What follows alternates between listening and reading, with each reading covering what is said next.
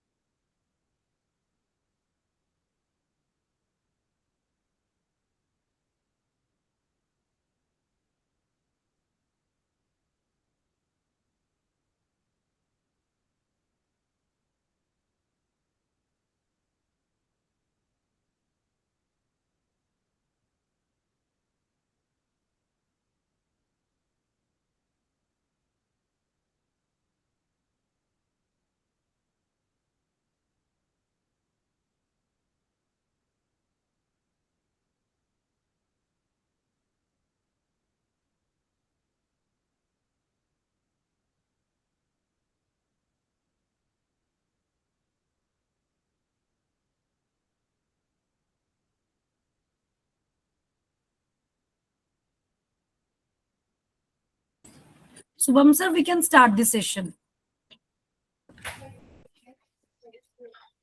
Okay.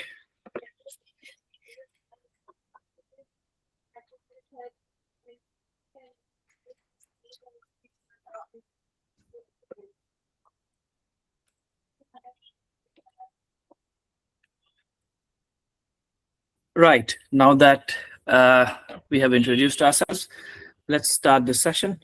And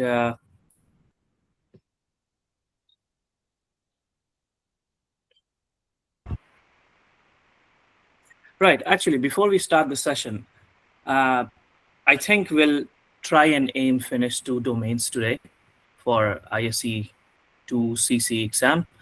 And there's some house cleaning rules. I mean, housekeeping rules. Basically, you have any questions, please raise your hands. I'm more than happy to answer the questions. There is no such thing as a wrong or stupid question, so don't hesitate to ask any questions. And what else? Um, if you think I'm going fast or slow, please let me know. And that's it. But again, my point is that if any question takes a lot of time from the class, I'll probably take it offline. So now having said that, let me move on to the right. So this is what you all should have. The exam outline, it's publicly available. I hope, can you all see my screen? I hope you can. Yes. Yep. All right, perfect. Thank you. Now, so this is the outline that you all should have. It's publicly available in the ISC Square website, Certified in Cybersecurity Exam Outline, what we will be studying, right? So I think I have given all of this introductory information in the first session of our class. So, right. So what are the 5 domains we'll study? Security principle, domain 1, business continuity, disaster recovery and incident response. Domain 2, access control. Domain 3, network security. Domain 4, domain 5 is security operations, right? Again, so just I'm refreshing whatever we have discussed, right? Do you need any experience to give this exam? Absolutely not. So if you do not know anything, and if this sounds like French to you, you're at the right place. You don't have to worry. That's what we are here for, to start from the very basic. Okay. Now, again, as you know, the length of the examination is 2 hours. Number of question, probably 100 to 125, multiple choices. Passing grade is 700 to 1000. We do not know what weightage per question has. We don't know what marks per question will give you. Only ISC Square will tell you, and most of the examination body will not tell you that this question carries this much marks. They will not. Testing center, unfortunately, you have to go to the Pearson VUE testing center. Right now, we know what domains are going to be asked. Which is the most or the biggest domain? That's domain 1. It's 26%. Right. The least is domain 2, 10%. Right now, what we will be studying in domain 1 today, right? The pillars of cybersecurity, the basic concept. How do you manage risk? What is risk in the first place? Right? What are the security controls? Right? What are the code of ethics? And then the governance process. Governance simply means policy, procedures, standards, regulations, and law. That's domain 1. Domain 2 will aim to finish it well. Domain 2 is around business continuity, disaster recovery, and incident response. Right? Now, let us start the session. Let me just bring these things up. Yeah.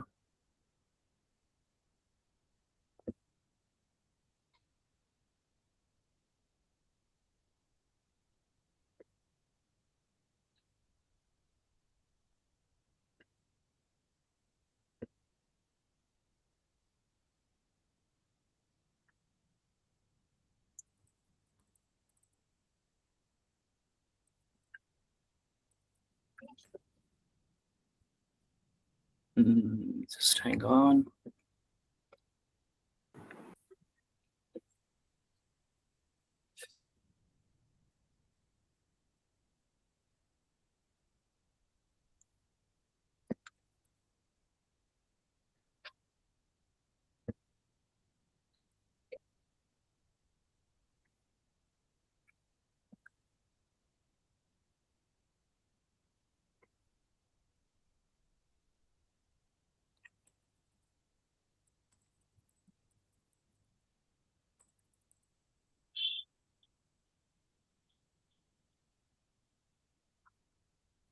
Sorry, just bear with me a second.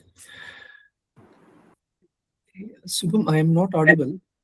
So is that an issue from my end? You are not audible. No, I can hear you all right. What do you mean? No, it's audible. It's audible. I think you can leave the session and again you can join. Not an issue.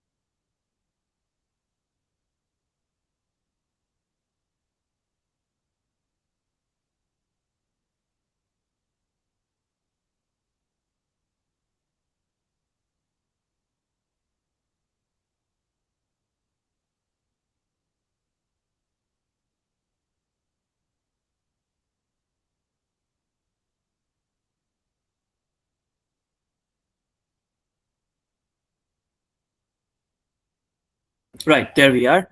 So I think, hang on. Right. So domain 2 we have discussed today. Am I audible now? Everyone? Anybody can confirm? Yes, sir. You are audible. Okay. Yes, sir. Thank you. Thank you. Just to confirm. Right. So again, domain 3, what you will study? Access control. Access control can be around physical access control, how to prevent somebody from getting into the building. Like you don't want strangers near your workplace, do you? Right. And the next is logical access control, like access to your accounts. Right. The type of access control we'll study. Right. Domain 4 will study network security. That's a master's thesis in itself. I did my master's in network security. So it's a very vast domain. So of course we have to make it concise and basic level, right?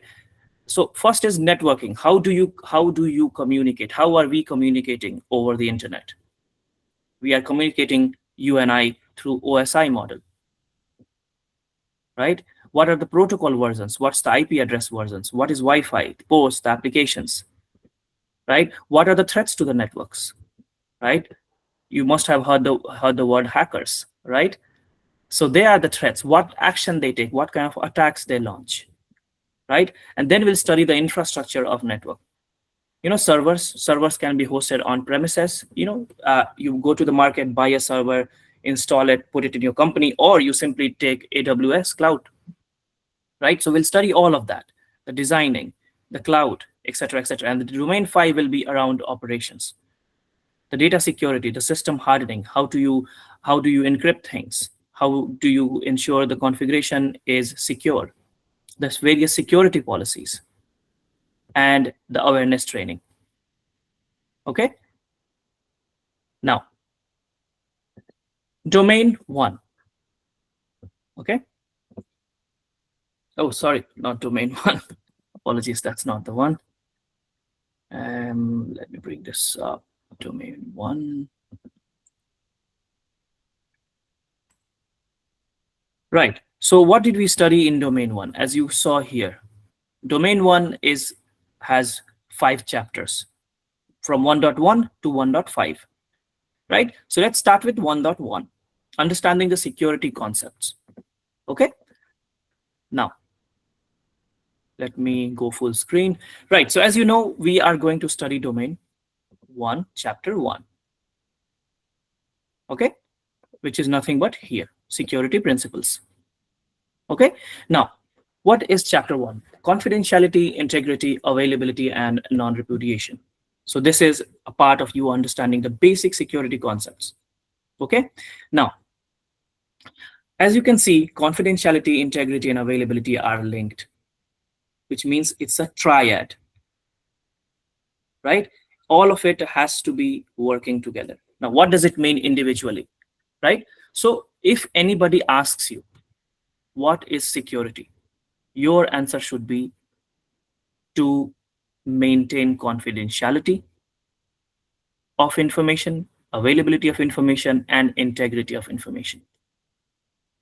That's the definition of information security. Now, what does each of these terms means in isolation? Confidentiality, simple. Would you want your medical report or your payslip to be seen? Let's say, for example, for me, no, I don't want you to see my medical records or my payslips or, for example, where I live. Like, these are all confidential details. My phone number, right? My bank account. All of these are confidential information, which means it should remain secret. It should remain private. Private to whom? To the owner, right? Would you want me to know your bank password, bank account and password? Absolutely not. Why? Because it's a confidential information. That's simple. That's the first goal of information security. That data should remain confidential. It should remain secret to the owner, right? Integrity. Again, of course, I'll talk all of it in detail in the upcoming slides, but I'm just introducing the concept to you. Now, integrity. Would you want me to make unauthorized changes to your file, or me or any hacker or any stranger, for example? No.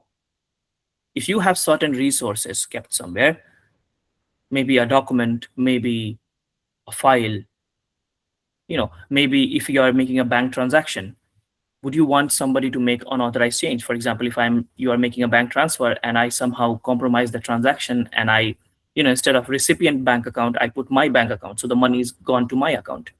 Would you want to do that? No. That's preserving the integrity. Only you and only you should make changes to the resource that you own and nobody else, right? Unless you give me a permission. Let's say you have a document and you have given me the edit access, then I'm able to make those changes, which is authorized, right? Availability.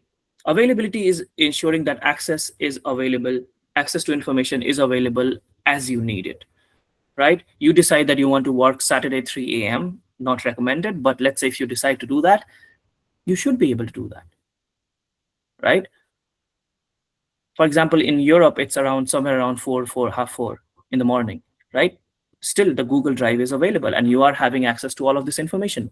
So what principle is being met? The availability principle, right? Now, what is confidentiality? As I said, only authorized individuals should have access to data, right?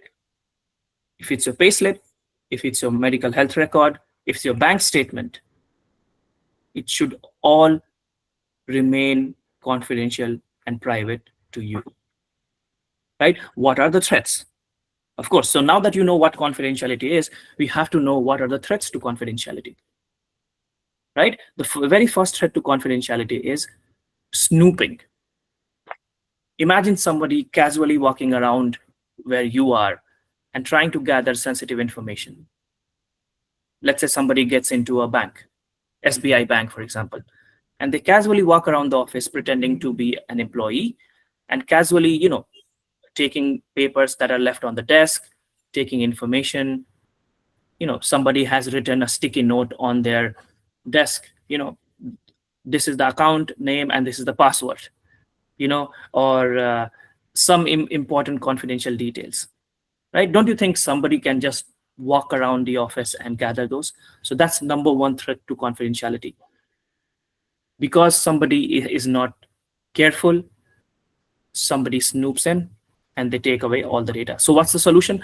Maintain a clean workspace. Do not write the password in a sticky notes and leave it at your desk. Right? Do not put anything confidential in your data. So that's where the term clean workspace or clean desk comes into the picture. Even if you are stepping away from for a moment, always lock your computer. Right? Or if there are sensitive files, sensitive documents on your desk, make sure that they are protected once you are not physically present at the desk. Right? Dumpster diving, it's a bit extreme, but you would be surprised at what hackers are willing to do to get their hand on sensitive information. Right? Dumpster diving, as per the name, that's what it sounds. Somebody just dives into the dump, dives into the, let's say dustbin. And, let's say there's a Google office and they have, of course, they would have garbage disposal system, and somebody just goes through it and tries to find sensitive information. Imagine a bank, right? Having millions of sensitive documents all over the place. And if they're not careful and they somehow dump it into the garbage, well, people are willing to dive into it and take sensitive information. So what's the solution? Simple: paper shredder. Paper shredder. Right? You shred the documents before disposing it. Right? Eavesdropping. Eavesdropping is a little bit different from snooping because snooping requires physical presence. Eavesdropping is somebody overhearing the conversation. It could be either physically, let's say two of the managers have gone to the restroom and they are, talking about a confidential meeting coming up or a confidential client deal. And imagine some third person being there because it's a public area, or even a lift, for example, and somebody hears it. That's eavesdropping. Intentionally monitoring network data.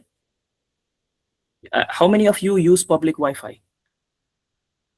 Public Wi-Fi is not secure by default. Everything and anything that you do on public Wi-Fi can be traced by anyone. So that's what we mean by monitoring network data, right? If I have the right skill, and if we both went to Starbucks and both of our, both of us are connected to the public Wi-Fi or even airport, for example, then we would be able to, if I have the right skill, I would be able to see everything that you're doing on the public network. If I have the right skill and the right tool, right? So that's what eavesdropping means, to monitor what somebody is doing over their computer. That's electronic means of doing it, or even physical, by overhearing conversations. Right? So simple. If I am a manager and if I'm talking to another person about a confidential or sensitive thing, I would probably limit my discussion to secure areas, maybe a meeting room with the door locked. Right? Now, you must have heard the term wiretapping of government officials, right? So that's what also means electronic eavesdropping. Right? So of course, how do you protect it? By encrypting network communications so that nobody can eavesdrop and overhear your communications. Right? Social engineering. I send you a phishing email. Hey, you got $50 Amazon gift card, and you click on it. Right? That's human error. We are playing with human greed. That's the easiest and most effective way to gain confidential information. So let's say I send you a phishing email, or any hacker sends you a phishing email, and you click on it saying $50 gift card, and boom, there you go. You get nothing, and your system is hacked, and I'm able to see all your confidential information. That's social engineering. Right? Now, these are the common threats to confidentiality. Now, what is integrity? Any questions so far? No? I'm not able to see the chat box. So if you want, please ask the questions verbally. That'll be great. Is Right. shoulder surfing and snooping same concept, or it is different?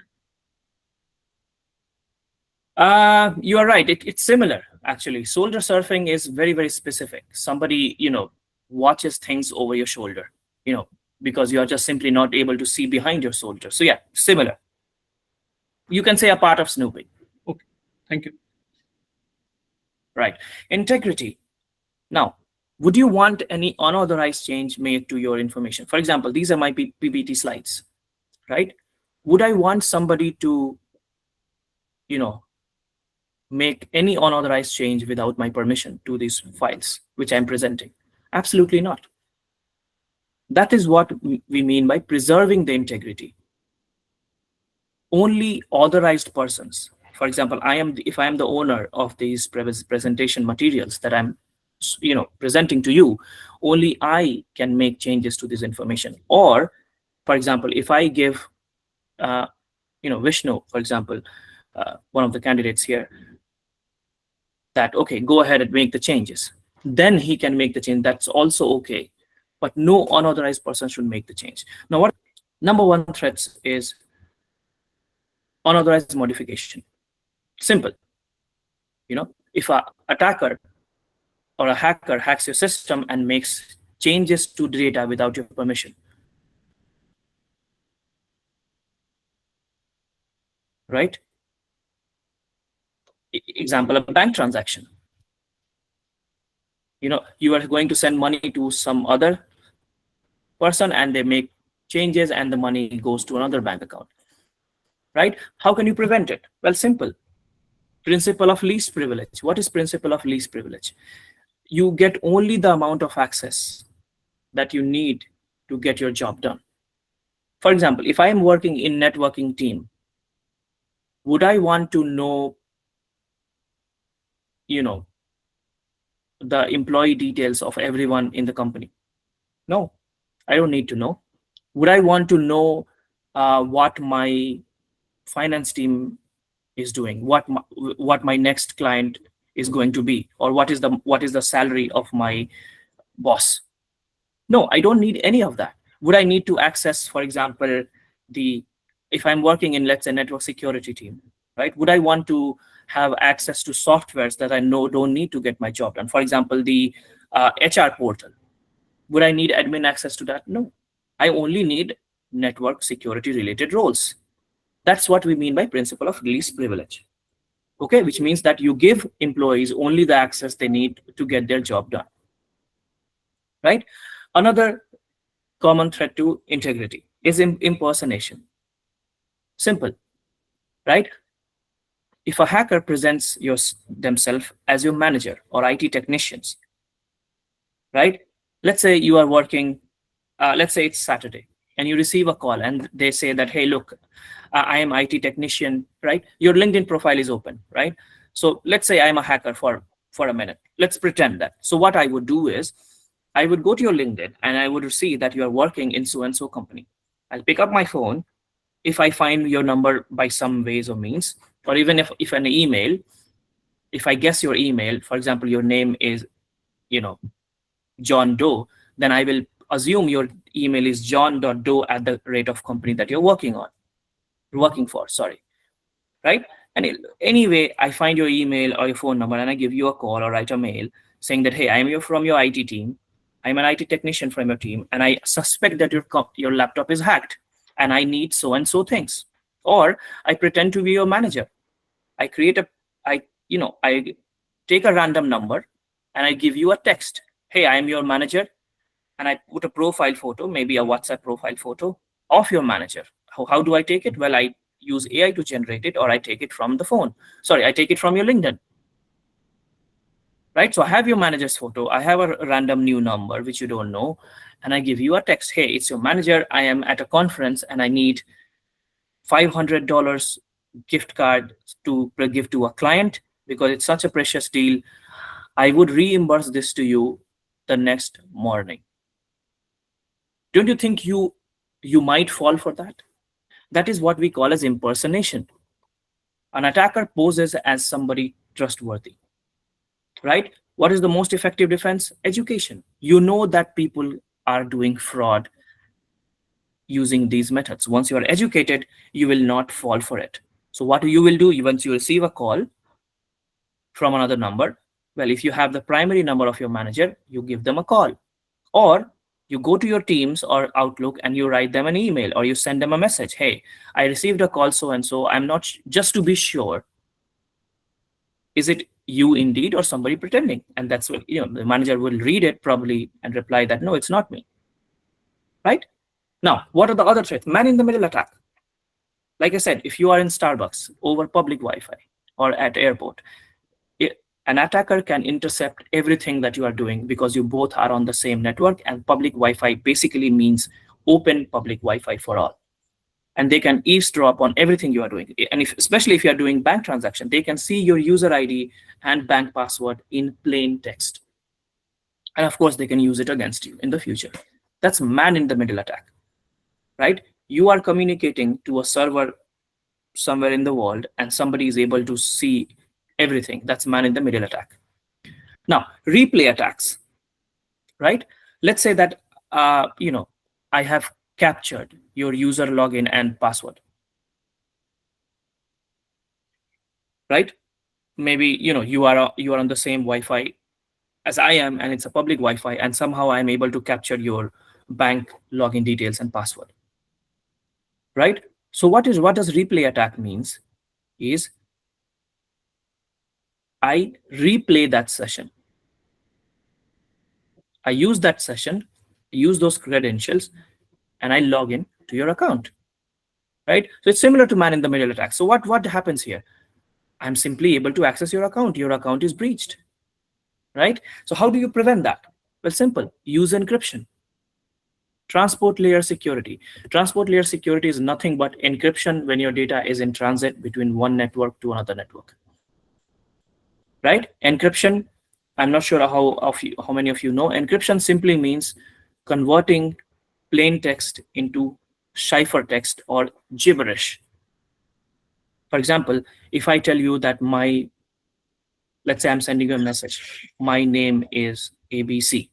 If I encrypt that information, you would get a bunch of random hexadecimal characters, A1294 hash, comma, ampersand, bracket, @ Does it make sense? No. That is what ciphertext is. So encryption basically means converting a plain text, that is my name is ABC, into a ciphertext, right? And when I say transport layer security, it basically means when your data is transiting, let's say you're writing an email to me, and we are on a different network, maybe in different parts of the world. Transport layer security will encrypt that data as it is moving across networks. Okay, so if you use encryption and transport layer security, you can prevent against man in the middle attacks and replay attacks. Okay, now availability is the simplest of all. Your phone is available 24/7. Your laptop is available 24/7. Internet is available 24/7. All the applications, all the resources are available 24/7. That's what availability means. What are the threats to availability? Anything that prevents availability. Example, denial of service. Denial of service attack is basically means that, let's say there is a server. What is a server? Server is nothing but a computer. Computer that serves. Example, web server. Web server serves with a website. Email server, the server that lets you send and receive and maintain emails. FTP server, file transfer protocol server, a server that lets you transfer files, exchange files over a network, right? So server, a computer that serves. So imagine if there is a server, let's say Google server, millions of people access it, ChatGPT server, millions of people access ChatGPT. Imagine if somebody creates 1,000 of requests and simultaneously sends it. Now scale it up by 10%, sorry, 100%. Let's say 10,000 requests. Let's say 100,000 requests. If somebody is simultaneously making such huge amount of requests to a server, don't you think the server can get overwhelmed and just crash? And when it crashes, and let's say I am a legitimate user, I want to access google.com or chatgpt.com, I'm simply not able to access it. Why? Well, I wouldn't know. But the reason is somebody has sent 100,000 requests to that server and the server just crashed. That is what we mean by denial of service. How do you protect it? Simple, by using firewall. We'll study that in upcoming slides. Firewall is nothing but, think of it as a security guard. It will see a rule set of what is allowed and what is not allowed. Based on that, it will let the traffic in or block the traffic from going in.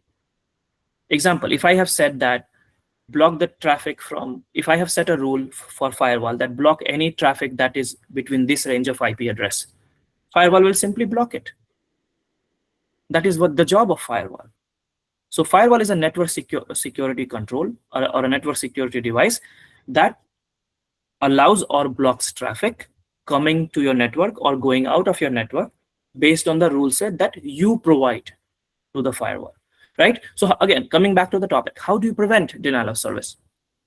Simply put a firewall. If a firewall sees that one IP address is making huge amount of requests to access the server, firewall will simply block it because the request is illegitimate, right? Power outage. Well, I have plugged in my laptop to a power source. If power goes away and my laptop shuts down, I will have no way to deliver this training.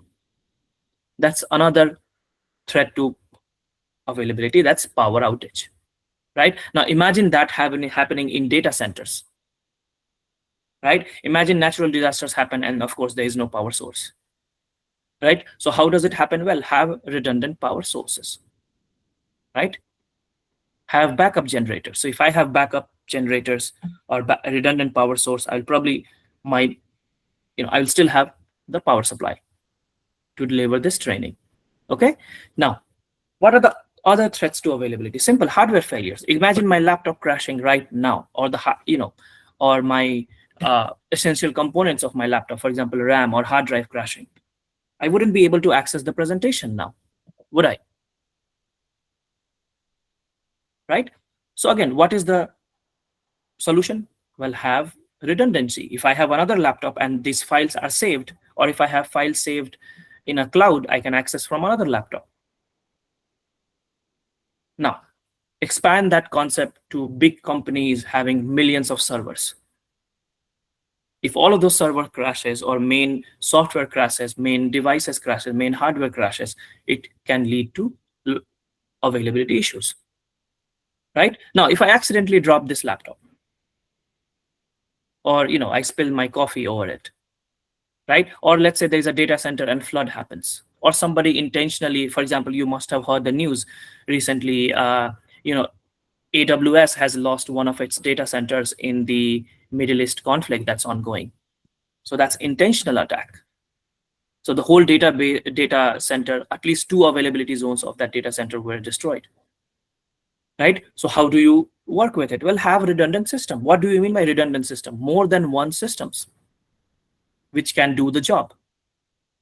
Right? If you have one data center, what if that data center is destroyed? Have backup data center in a remote location, not in the same location. Right? What is the last threat to availability? Service outage. Again, let's say due to programming error or equipment failure, the service simply goes out, right? So if there are errors in the software, for example, we are using Google Meets, if there are programming errors due to some reason, the Google Meets crashes and we will not be able to continue this session because we are using Google Meets, right? So of course, how do you do that? Make a resilient system which can handle error, because remember, when you make software, you have to keep assuming that the software will throw an error. The point is to make sure that how do we recover from that error. Any questions so far?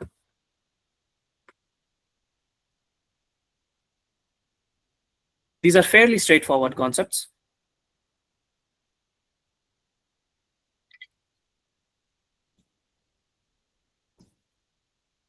All right. Non-repudiation. How many of you already know non-repudiation? Or is it the first time you're hearing it?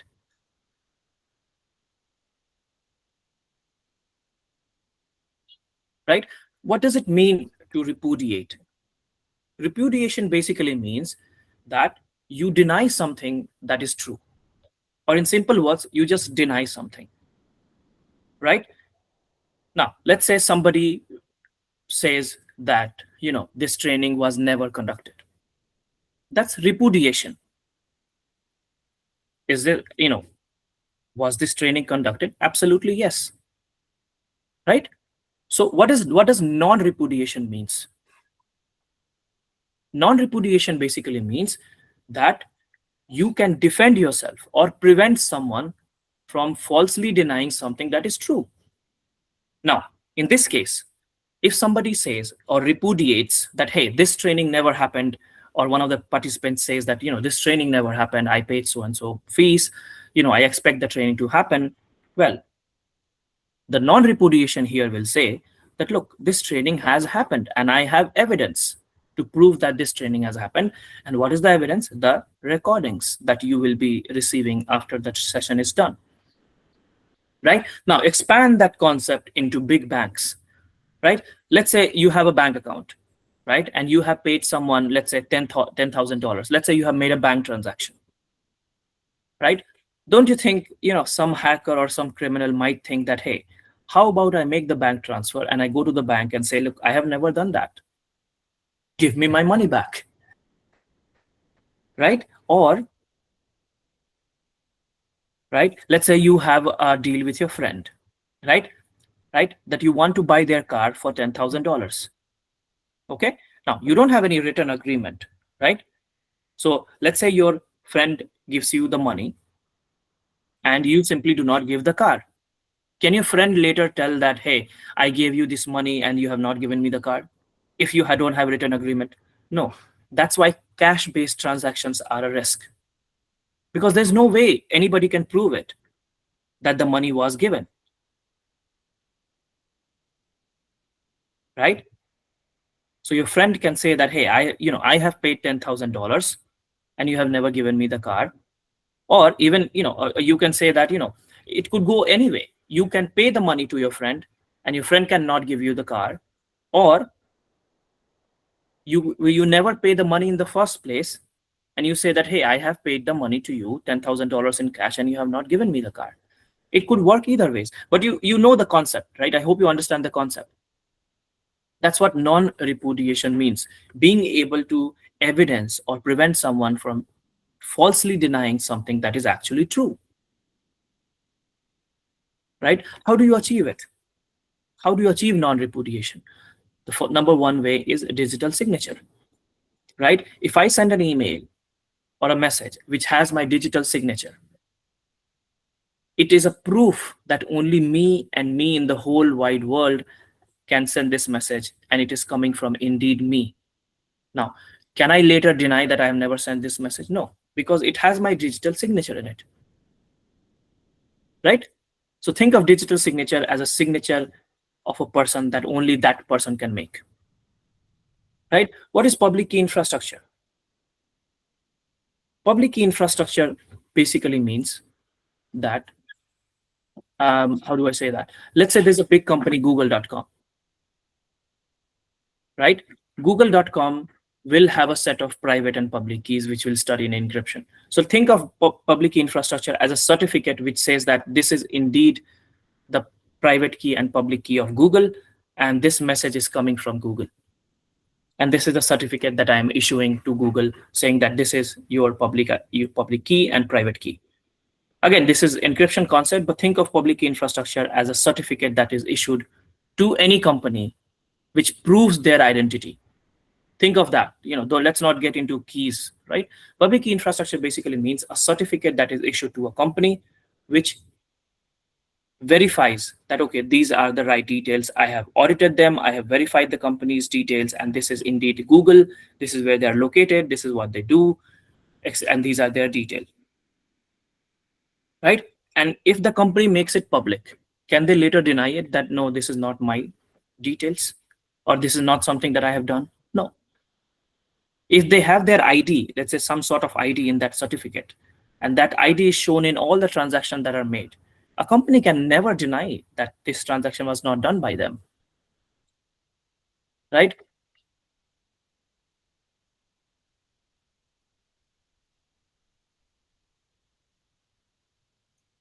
right? Now, I don't think these two are valid examples. I should probably remove it, so I'll probably skip it. Never mind about that. These are not related to non-repudiation, right? Again, sorry, audit logs, yes. Now, audit logs.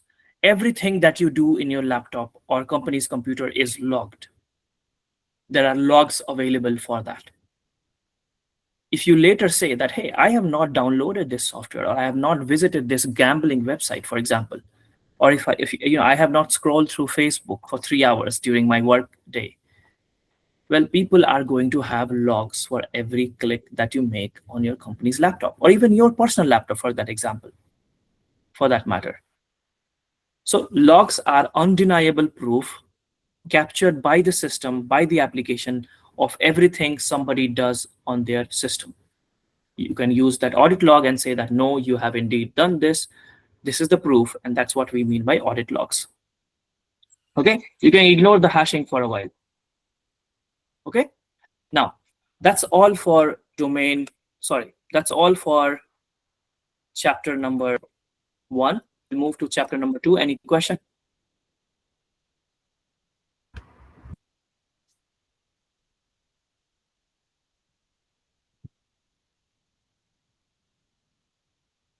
Okay, No, thank sir. you. Right. Let me share another slide. Right. So can you all see and hear me all right? See the screen and hear me all right? Yeah? Okay. Yes, sir. Thank you. Right. So what is the next chapter?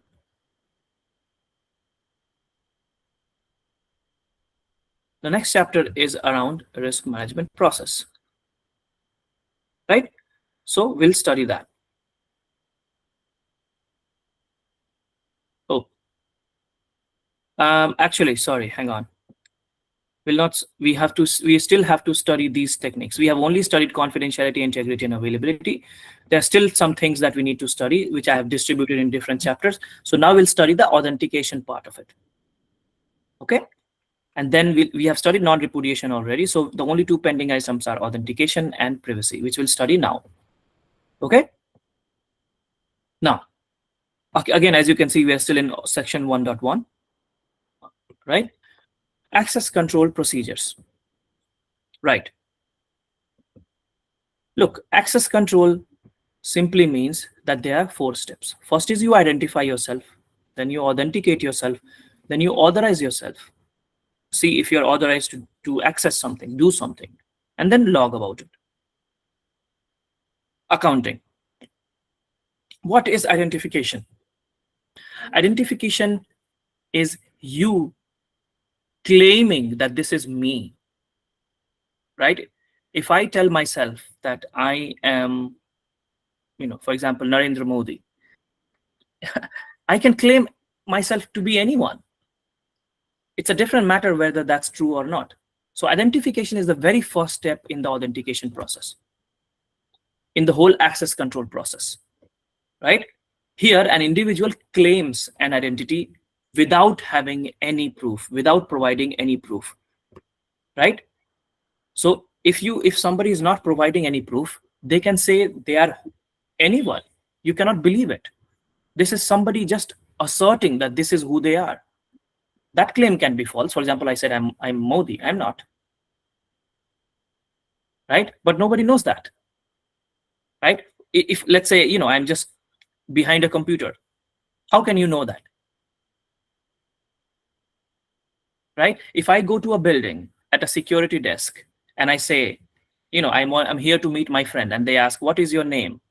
Then I say, my name is, again, Modi. Right?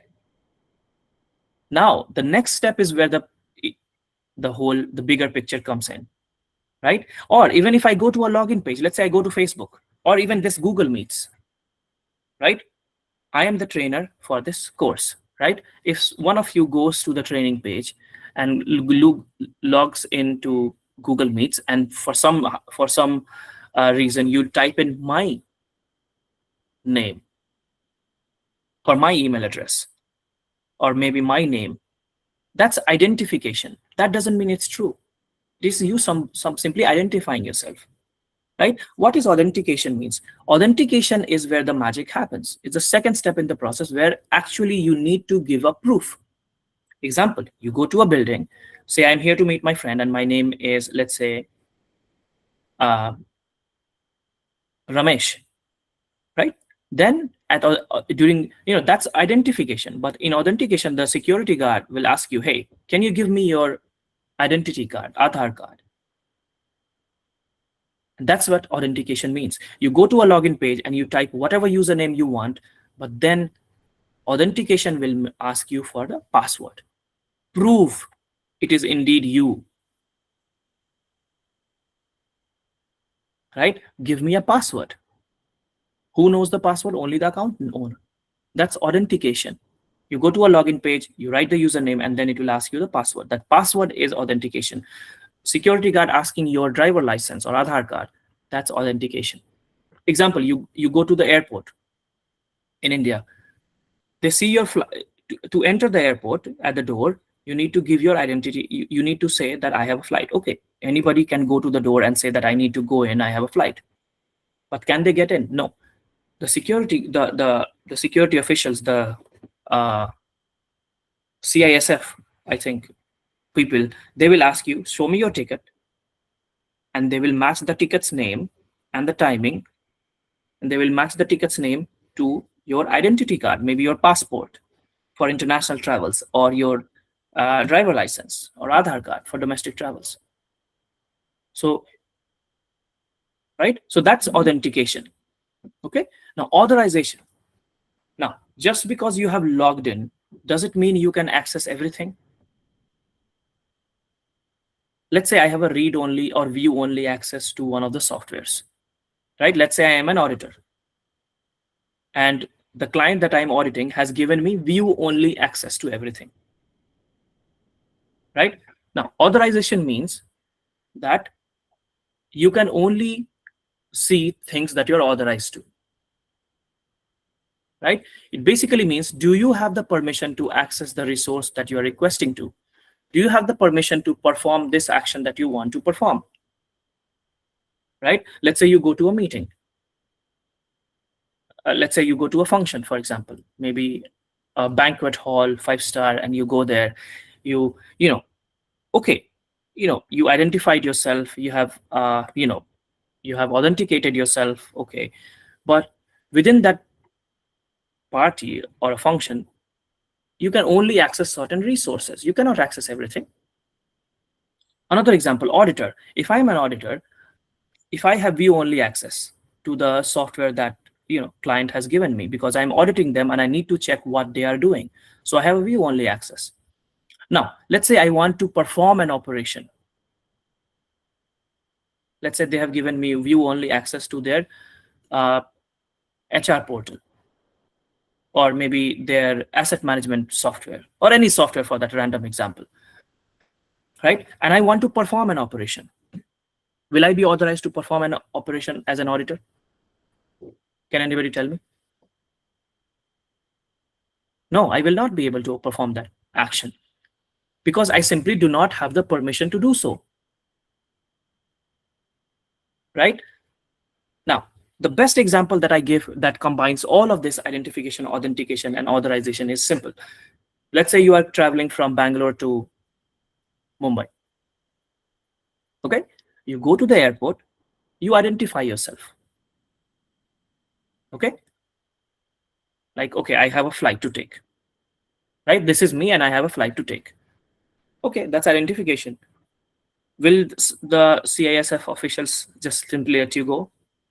No, they will ask you for proof, individual proof. That's when you will pull out your identity card, Aadhaar card, passport, or whatever, driver license, and say that, okay, I have I have somewhere to go.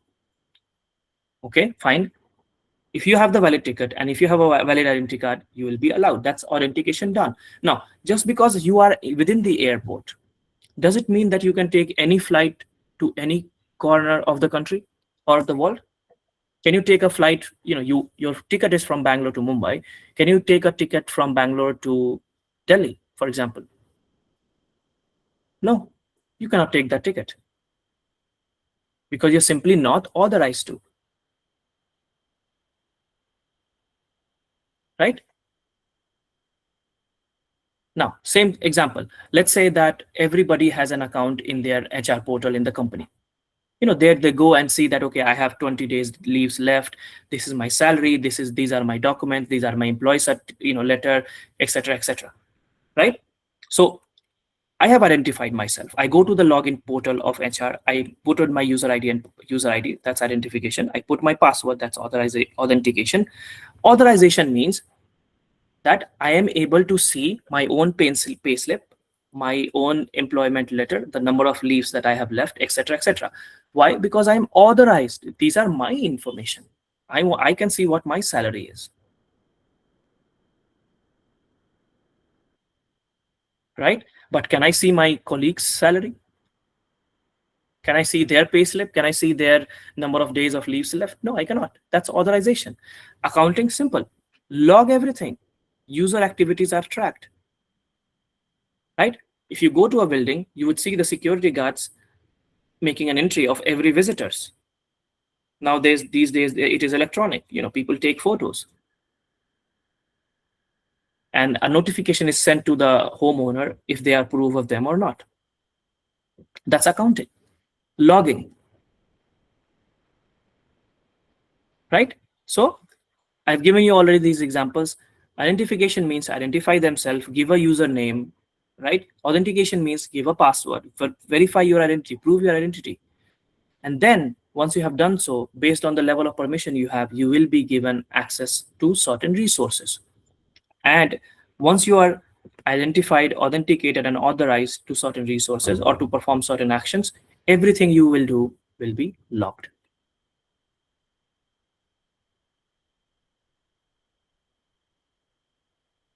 Right? Now, password policies parameters. Right? When somebody talks of password, you are usually recommended to have a strong password. That's why when you go and create accounts, user accounts in many places, you would see that they are just simply not taking your password because it's very, very weak. So it has to be, let's say, 16 characters, mix of uppercase, lowercase, etc. Your password expires 90 days. You cannot use last 5 passwords. That's password history. You can your password reset should be quick and secure enough so that hacker just doesn't reset your password and use it. Right? And the best practice is you should avoid using the same password for all the accounts.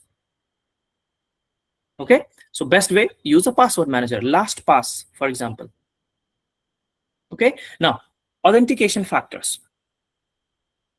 Right. Now that you know the strength of the password and the best practice around password, where does it fall? It falls around authentication. That's where you will use the password. Okay? Now, what are the authentication factors? Authentication can be depending on many factors. Something you know. What do you mean by something you know? Well, simple. Password. Password is something that you know. You know the PIN to your phone. If you use that PIN, you use that password, you can access your phone or your accounts. That's something you know. What do you mean by something, authentication factor, something you are? Your biometrics. People having iPhone or even Android. People having iPhone, they can use their Face ID. People having Android, maybe they can use Face ID as well. They can use their fingerprints, etc., etc. Something that you have, right? Something that you have is an hardware token. Many people, if you want to access something, they require a physical hardware token or a smart card or a key fob. Many company will give you, how do I say that? Many employees, when they go to their office, they have their access card. And when they tap their access card, that opens the door for them. That is something that you have. If you use something that's a combination of all of it, right? That's a very good authentication. What are the other example of something that you have? OTP, one-time password. Everywhere you log in, almost everywhere you are required one-time password. You make a bank transaction, you get a one-time password. You log into your account from a different device, you require a one-time password. Right? Now, why do we need multiple factors? Example, think of it. Let's say you only have user ID and password. Let's say your account is hacked. That's it, your account is gone. But if you have multi-factor authentication, that is something you have one-time password.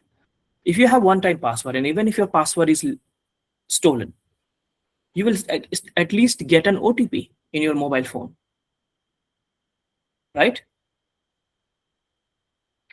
You will at least get an OTP in your mobile phone.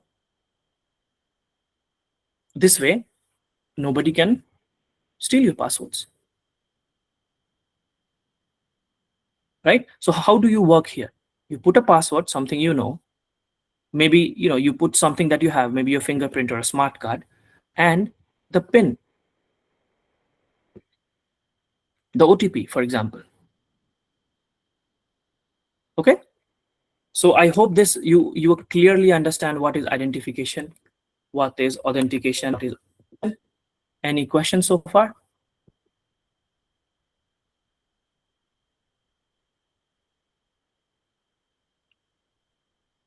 Okay, Just a question. sure, Naveen, go ahead. Hi, Naveen here. See, I know most of them use multi-factor authentication, right? Have we seen any scenarios even where people have hacked, even because I've seen OTPs being hacked and all, right? So likewise, even for multi-factor authentication, any such scenarios, if you can give some example. You're right. One example that I can give is SIM portal. People port SIMs. So there are ways I'm not very much aware of, but there are ways in which users are tricked into giving permission to scammers to basically read every OTP that they're getting. Right? So yes, you are right. There are ways.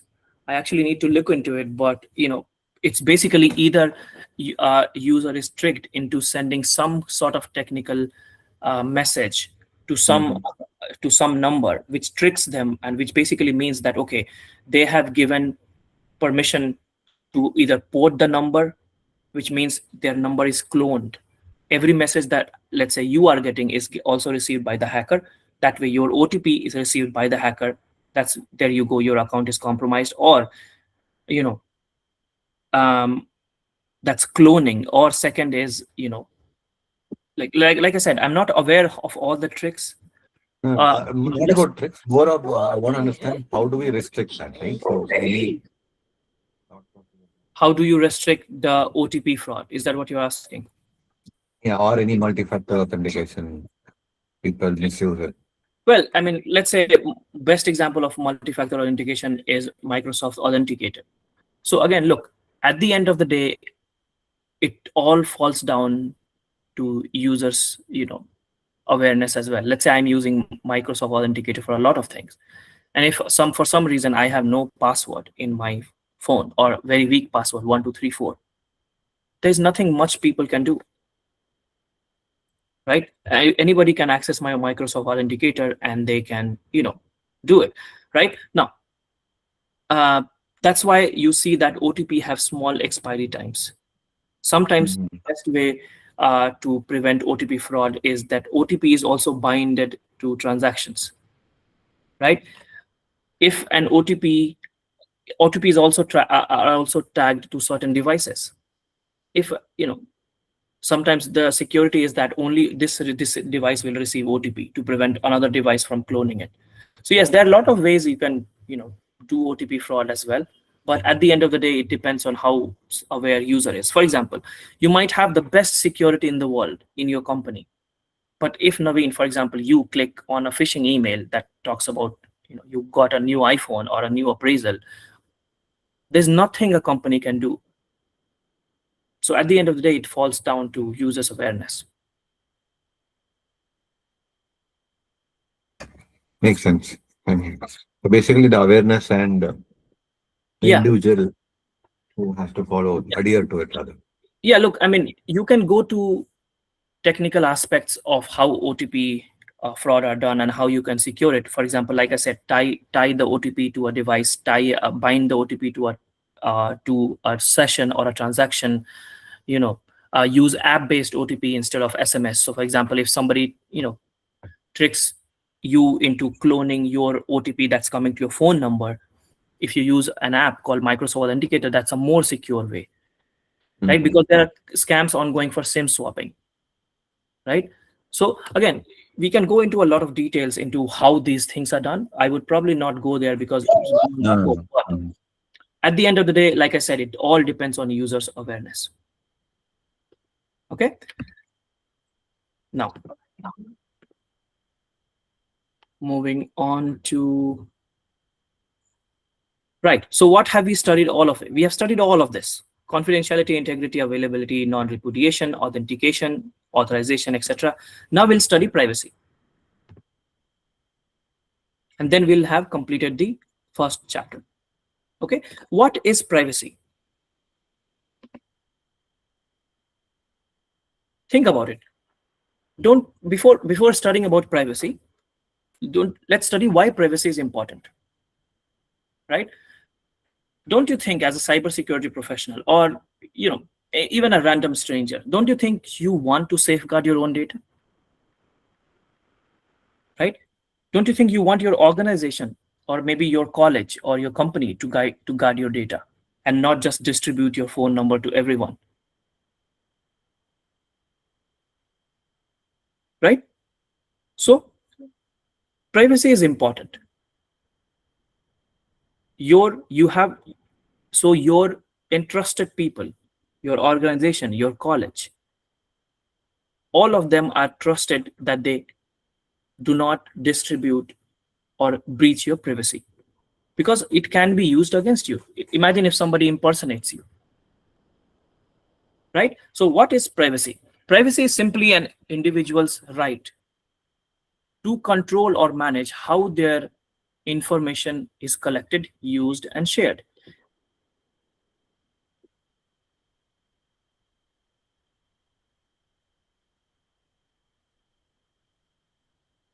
Right? That's what we mean by privacy. Right? Now, think about it. Let's say you have bought, let's say you have gone to a hospital saying that, okay, I have pain in my stomach and I need treatment, so on and forth.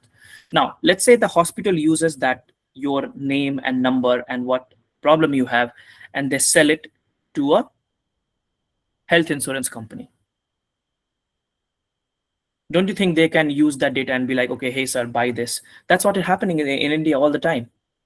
You just simply don't know who got your phone number from where, and you keep receiving calls to take this bank credit card, or donate for somebody, or buy this, buy that. That's breach of privacy. Right? How did they get your number? Right? I understand there are valid scenarios in which people are really trying to sell by guessing your email address. That's why I receive many emails by salespeople saying that, hey, buy this software for your company, buy that software because you're in charge, whatever. So that's what this privacy means. If something is my information, I will decide how you collect that.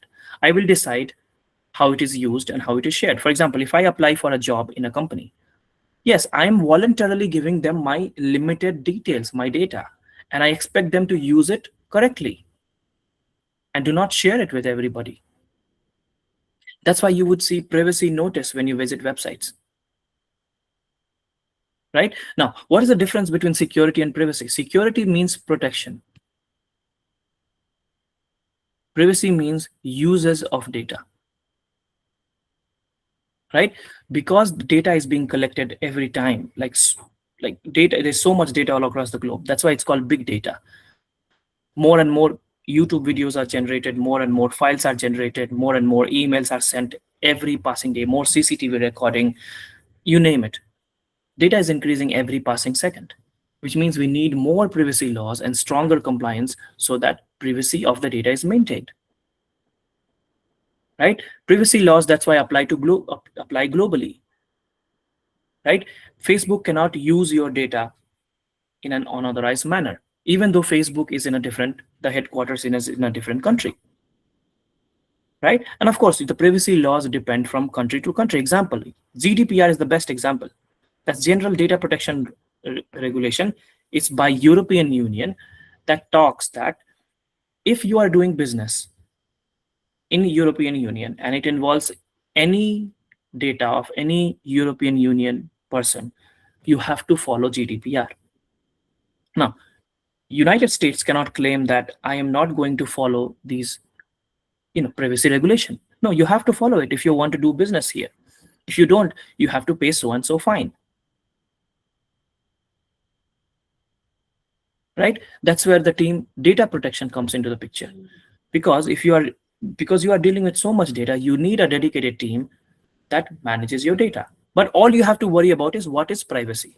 Privacy simply means it's your right to control how you want your information to be collected, to be used, and to be shared. Right? Private information is of various forms. First is personal identifiable information. Any information using which I can identify you. Your email address, your phone number, your home address. All of these are PII, personally identifiable information. Now, protected health information, like I said, you go to a hospital, every health records, every health related details of you, health related data is protected health information. That's why there is a act called HIPAA, Health Insurance Portability and Accountability Act. That's for United States. Right? Now, another type of private information is PFI, protected financial information. Your financial records are also a private information. So you see, if your health record, financial record, for example, your bank statements, your pay slips, these are all PFI, protected financial information. Sorry, I forgot to mention that. But all of these are private information. Right? Now, key concepts around privacy. Right? So when you talk about laws, right, laws will assess that, okay, your data should be protected on the basis that did you have a reasonable expectation of privacy when you were disclosing it? For example, when you give your data to someone, there are some instances in which it has to be shared. There are some instances which it cannot be shared. It all depends on your consent. Or laws will often assess that, hey, I know you gave that data. For example, AWS is the best example. So many companies are storing their data in AWS cloud or hosting their software in AWS. Imagine if AWS has no privacy. It will be a lot of problems. So when you give that data to AWS, they are not going to disclose it. But there are instances where if you share your data, for example, to a recruitment company, right, you cannot have a expectation of privacy there, because your recruitment agency is going to use that detail and share it to multiple companies and say that, hey, I have a candidate. Do you want to hire him? Do you want to hire her? Right? Now, where can you expect privacy? Public posts. If you post something on social media, or your comment somewhere, do you expect it to be public? No, you cannot. But private communications, let's say you have sent me a message on WhatsApp, right? That you expect privacy. You do not expect me to, take a screenshot and upload everywhere, right? But government website, of course, you have a high expectation of privacy. If you, let's say you are, submitting your tax record, your tax returns, don't you think you expect this to be private? Of course you do, right? Employee owned device. If you are using your company's laptop, can you expect privacy? Absolutely not. No. They can log everything that you are doing. That's the nature of it, because it's not your laptop, it's work laptop. Regardless of And again, not only devices, even if you are using their emails, their network, any of their resources, you cannot expect any privacy. Okay, so you what do you have to understand? Clearly, you have to understand where you can expect privacy, where you cannot. Right? Emphasize that anything you do on your company's laptop is monitored, and ensure that confidential data is handled properly or protected appropriately. Okay, now privacy management framework. Again, I wouldn't go into detail of it, but I'll just quickly introduce it. Right? Any concept such as privacy, security, there are frameworks established by reputed organization. Now, let's say my company is a startup.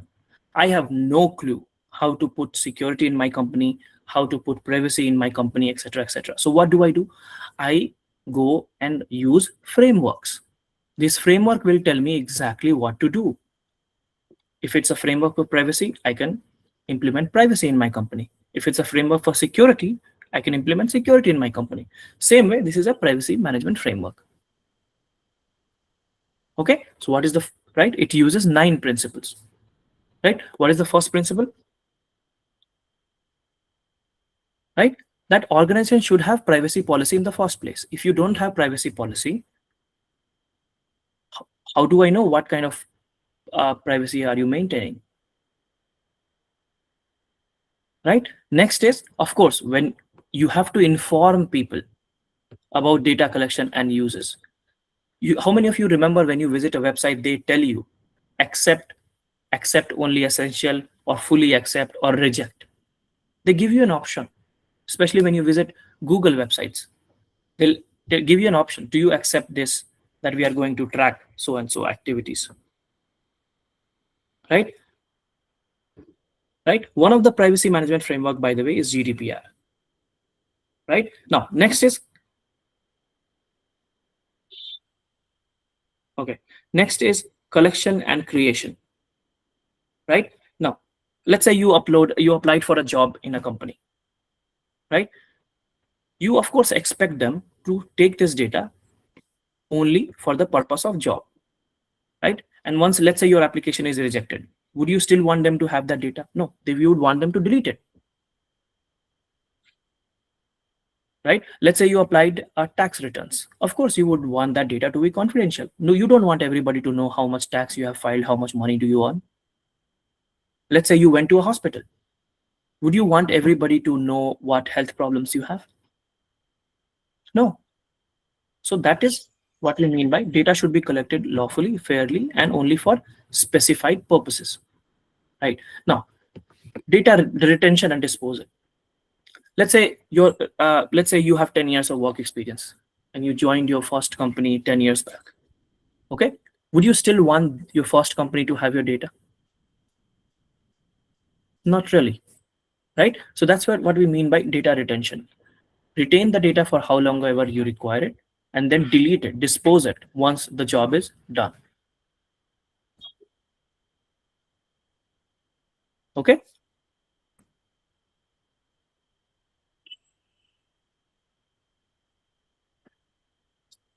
Just give me a second.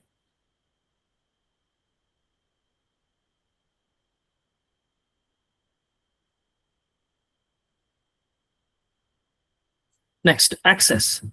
How would you want everybody to have access to your personal information? No. Let's say you are filing tax returns. You want some government officials to have access to your tax returns. Or maybe your human resources team within your company to have access to, okay, this much money he earns, this is where he lives, he is married, or this is his salary, etc., etc. Right? Especially, would you want your data to be disclosed to third parties? Absolutely not. Unless you give them a consent. Right? Unless you allow them.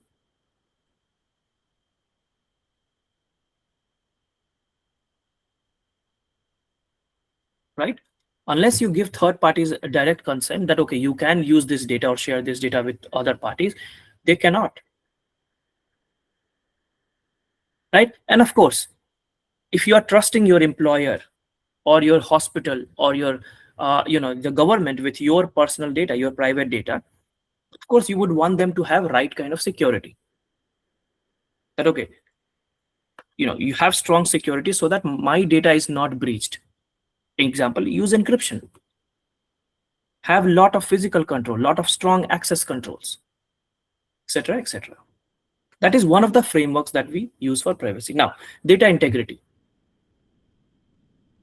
Right? Now, imagine you are uploading tax returns. Right? You should not be technically allowed to upload any data that is not related to tax returns.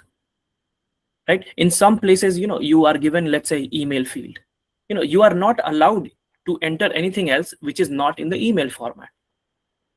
That is what we mean by data quality. So you should only upload relevant data. For example, in CV section of career where you are applying for jobs, they can only allow you to upload CV, your resume, right? And of course, now, once you have done all of it, your privacy should be continuously monitored. The compliance to privacy should be continuously monitored.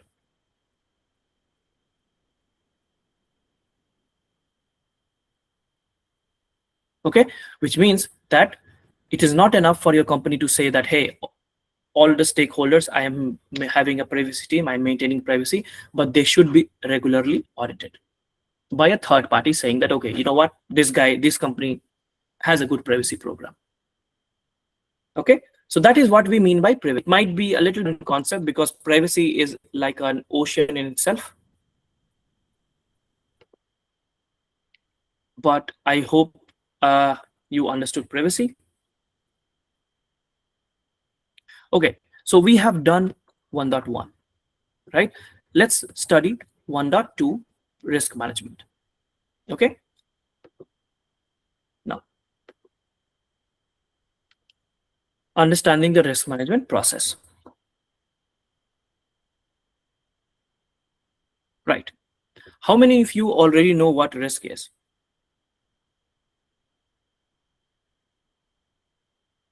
Anybody? What's your opinion on risk? Likelihood or Uncertainty. Okay. Go ahead. Somebody was saying likelihood. Risk is uncertainty. Yes. Right. Yes. And that's one way of talking about risk. so risk It's is also unexpected. It's unexpected adverse impact. Yes. Correct. Correct. Yes. Uncertain way, unexpected way of risk. All right. Okay. Risk. This is one diagram that explains risk.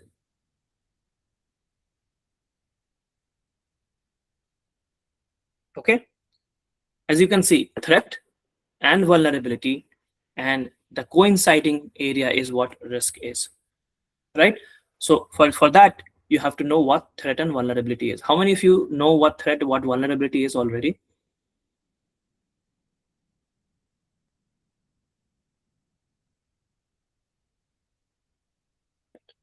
Any idea? Anything is fine.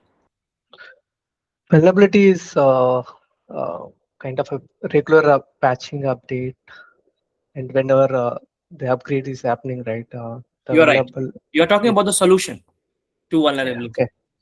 Okay. You're right. You're on the right track, but you're talking about solution to vulnerability. Vulnerability is equal to weakness, right? Threat? That is a possibility of a risk. Threat, yes, one way you can say that. Yeah. Threat is Vulnerability is how much damage can a threat cause to us. that's impact. Okay. Okay. But you're on the right track. Look, threat is danger. Threat is nothing but potential danger. Vulnerability is nothing but weakness. If a danger exploits the weakness, it leads to, like one gentleman said, uncertain potential for damage, right? Causing risk. Okay, now, so as I said, threat is nothing but anything that has potential, any person or anything that can cause damage to your organization. Best example of threat, hacker. Another example of threat, earthquake, disaster. Example, the war that's going on in Middle East. Those are all nothing but threat to your organization. If your organization has data centers like AWS in the Middle East, you have a problem. That is a threat. So threat is anything that has a potential to cause damage to your organization.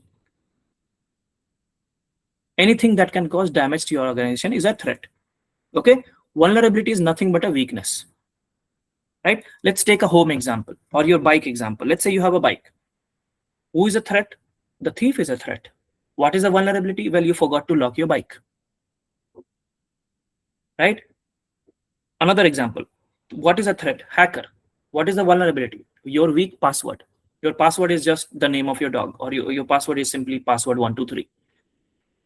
If a hacker, which is a threat, exploits the weak password, they can hack your account and they can do whatever they want, and that will have negative consequences. That risk scenario is what is called as risk. That has not happened yet, but it can happen. That is what is called as risk. Now, one gentleman said that impact. Now, remember, threat and vulnerability both have to work together to cause a risk. Now, imagine, let's say you are living, let's say there is a threat of flood. Do you all agree flood is a threat? Would you all agree? Because if you have a data center or if you have a company, flood comes, the company will be destroyed. So that's a threat to your organization. What is the vulnerability? Well, there's nothing much people can do when a flood comes, or an earthquake, for example. Right? But the threat is massive, yes. But let's say you live in an area where there has been no earthquake or flood in the last 100 years. So threat is there. Right? Your organization is prone to that, yes. No company is threats, flood safe or earthquake safe, but likelihood is very less. So you have to understand the term likelihood and impact. Right? So let's study this first. Risk is nothing but likelihood into impact.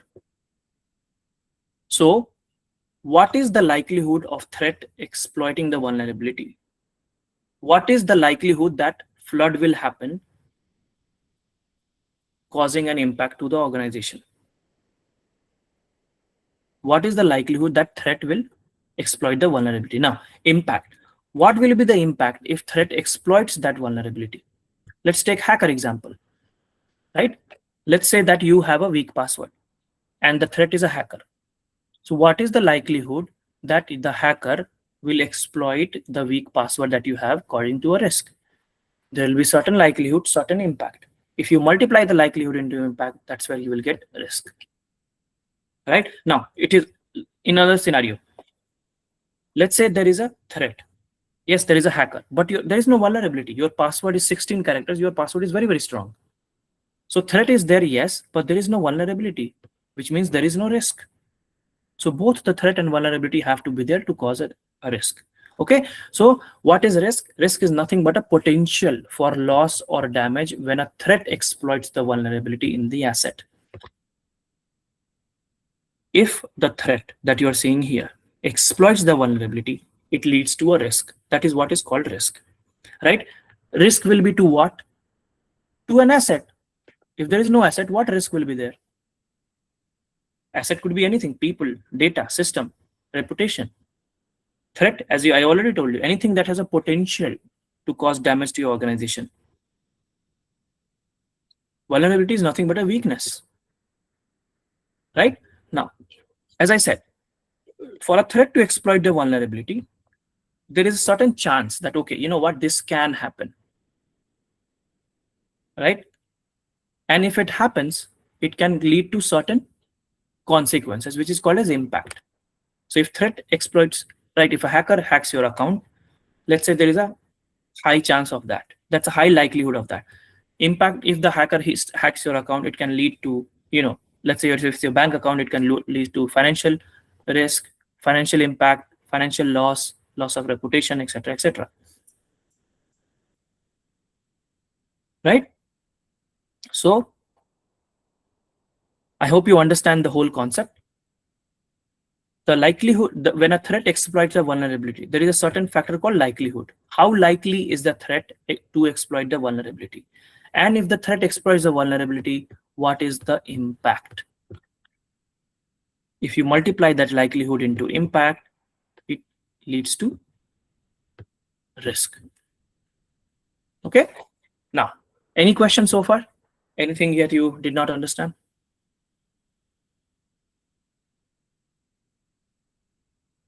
Okay? Fairly straightforward. Now, what are the two kind of risks? Simple, internal and external. Risk risk can be within your organization, such as some employee who is disgruntled, employee who is not happy, employee who's a fraud. Let's say you have a process that is not correct, right? Let's say somebody made a human error. That's internal risk. External risk is anything that comes outside the organization. For example, all the hackers, all the attacks that they launch, right? So what is the solution to internal risk? Simple. Have 2% checks. Right? Don't let one person control every part of the process, because if they make a mistake, or if they are fraud, or if they are angry or disgruntled, it can cause loss to an organization. External risk, well, there's a lot of things you can do. Put security controls that prevent attacks. Put multi-factor authentication. Put training for people. Okay. Now, what are other kind of risk? Right? First is multi-party risk. Imagine that you are using Gmail. That's software as a service. Right? Gmail is based on cloud, and that's software as a service that you are using. Imagine that is compromised. Do you think you are the only person who's going to be impacted? No, that's why it's a multi-party risk, because it affects many customers. Right? But what are the specific risks? Imagine you are using Windows Vista 15 years old laptop, and you're using it as let's say a web server. Right? That's a legacy system. They are hard to secure because new security controls will not be compatible. Windows have stopped supporting them, and it poses a lot of security and maintenance challenge. That is legacy system. Intellectual property. Imagine the recipe of Coke is leaked. Nobody knows the recipe of Coke, by the way. Right? So that's loss of intellectual property. That's a risk. Right? Somebody wrote a song and they're, it's stolen before it was released. You would have heard many movies being leaked before they were released. Right? Now, risk of software license. Understand that when you use a software, you have to use a licensed version, because first of all, if you don't use, people try to save money and they use unlicensed version. It can if you're an organization and you're using software that are not licensed, it could lead to legal trouble or financial trouble. You could be potentially fined as an organization. If you're as a user using it to download movie, that's a different story. But we are talking about organization. Okay. Now, that's the main concept that we are going to study. What is risk management lifecycle? You already know what risk is. If there is a threat, if there is a vulnerability, and if the threat exploits that vulnerability, that is a risk. Right? For a threat to exploit the vulnerability, there is certain level of likelihood, there is certain level of chances. And once the threat exploits the vulnerability, there is a certain level of impact. Risk is nothing but likelihood into impact. Right? But if you want to talk about the whole life cycle of how risk is identified, to the whole cycle, the first step is identifying risk. Next is assessing it. What is the level of risk? Right? Let's say you have identified the risk of, loss of laptop. Let's say your company's laptop or your personal laptop is stolen. There's a lot of confidential data into it. Don't you think that is a risk? So what is the threat here? Thief is a threat. right? What is the vulnerability? Well, your vulnerability is that your laptop has weak password or no password, right? Or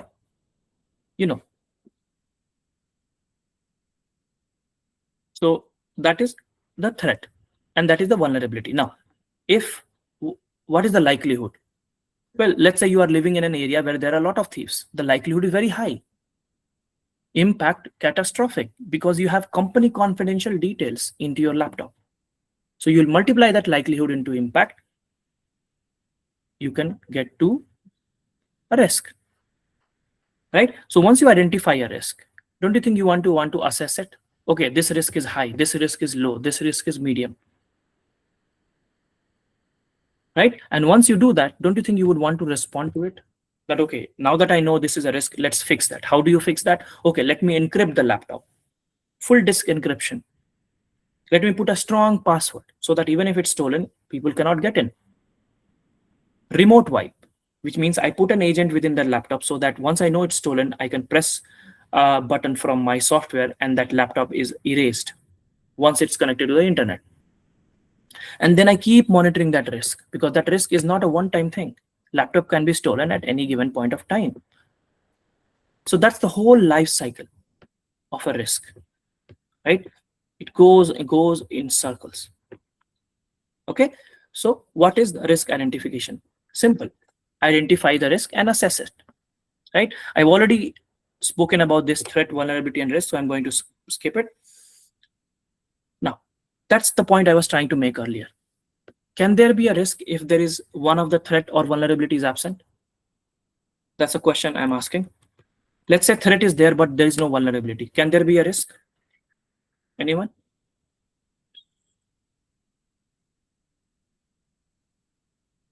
Or let's say there is a vulnerability, but there is no threat. Can there be a risk? No, there cannot be any risk. Why? Because, sorry, go ahead.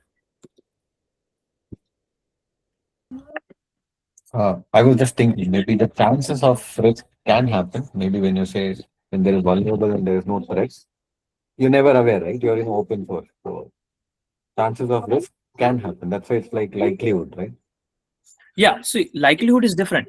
First, you have to understand threat and vulnerability, right? Threat is something that is danger to your organization.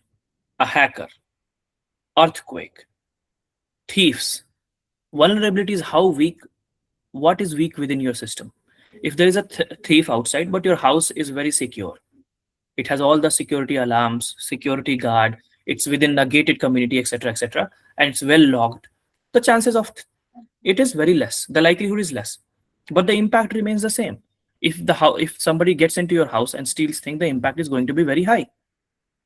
So first you have to understand the threat and vulnerability. Both have to coexist. Only then there is a risk, right? Let's say there is a threat. Of course, there is a threat. The hackers are everywhere. But the vulnerability, let's say within Google Meets, is very, very less, or maybe no vulnerability. Let's say very less vulnerability. So the risk is at a minimal level. But if there is no vulnerability at all, or let's say there is no threat at all, there is no risk. Both of the threat and vulnerability have to be there for a risk to happen, right? Let's say that you are talking about driving a car. Okay, threat is what? Some reckless driver, right? And vulnerability is you don't know how well, don't know very well how to drive. That's when the risk is there. But let's say you don't drive car only. Is there a threat? No. Vulnerability still is there, yet you don't know how to drive well. But there is no risk in that area, right? Once there is a threat and vulnerability, then it's a different question. Okay, what is the likelihood of this threat exploiting the vulnerability? What will happen as an impact if the threat exploits the vulnerability successfully? Okay, did that answer your question?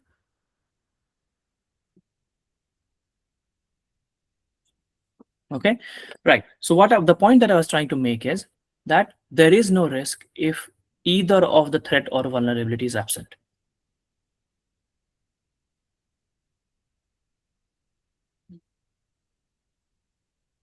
Right? Okay, vulnerability, again, it's a big threat. Weakness, of course, people are not protected from vulnerability, right? From that hurricane.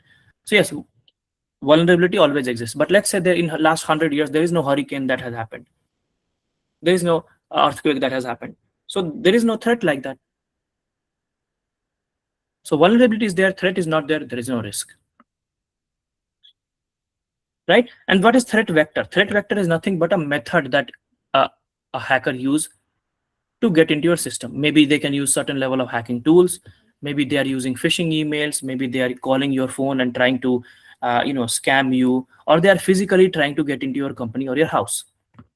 These are the ways in which threat actor can use to cause an attack. Okay, now, any questions so far? Okay, now, risks are, okay, now, there are two techniques in which you can assess risk. First is qualitative, and the second is quantitative, right? Qualitative is subjective. I say that this is a low risk. I say this is a medium risk. I say that is a high risk. Quantitative is numerical, 1, 2, 3, 4, 5, right? So, how can I give you another example?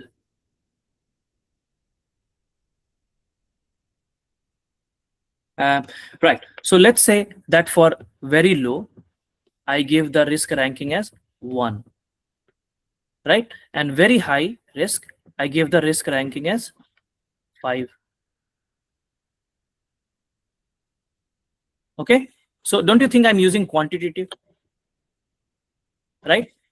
And same goes for impact. Very high, very low impact is 1, and very low, very high impact is 5. So let's say there is a risk which has a very high likelihood, 5, and very high impact. The score will be 25. That is nothing but quantitative.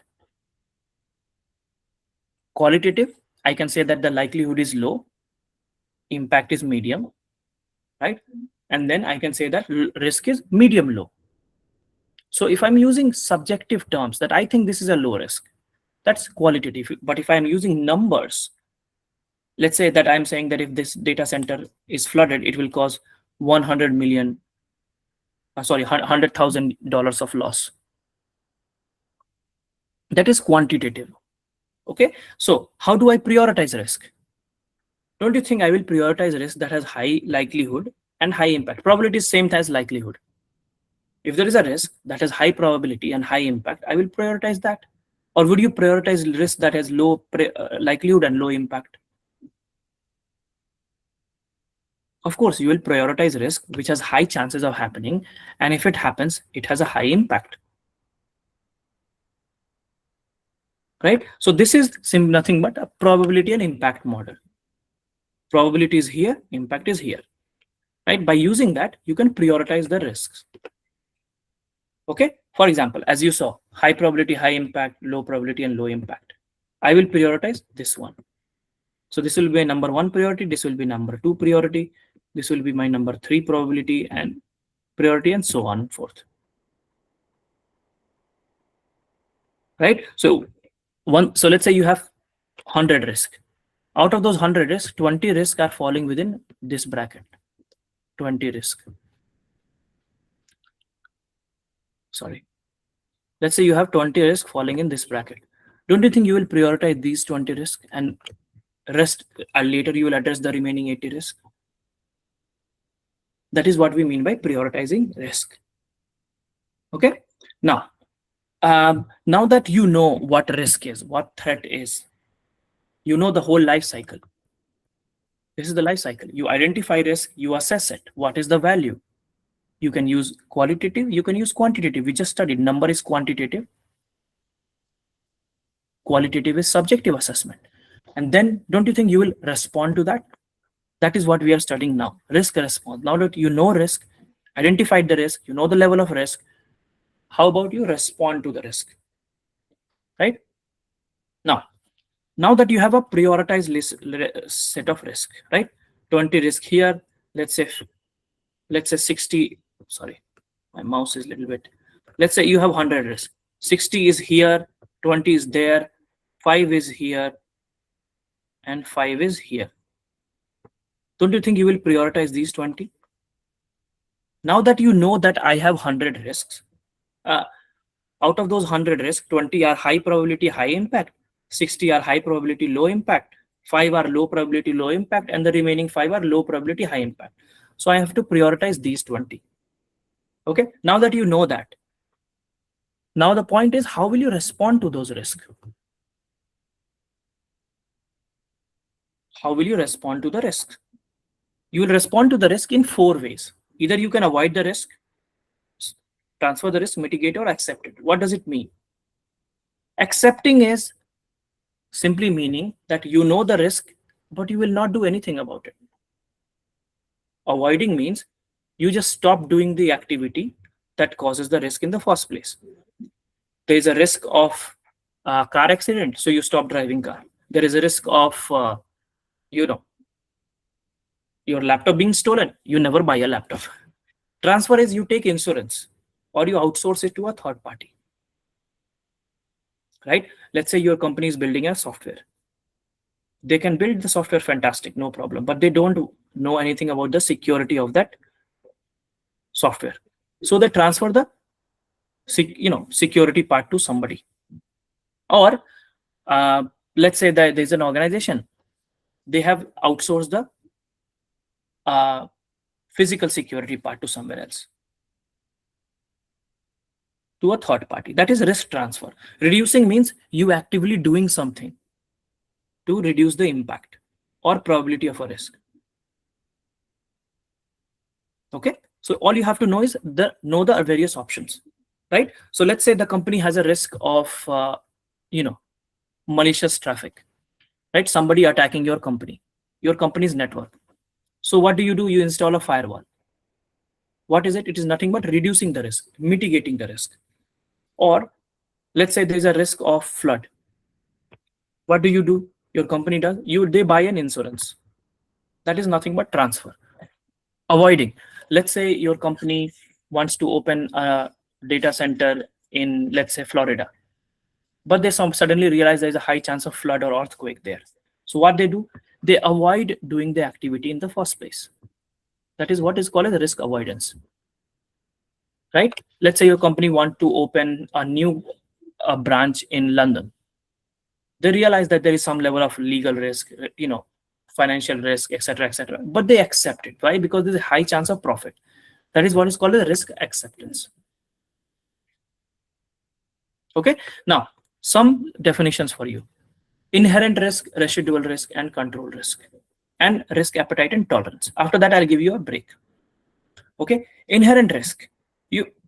What is the natural level of risk without doing anything?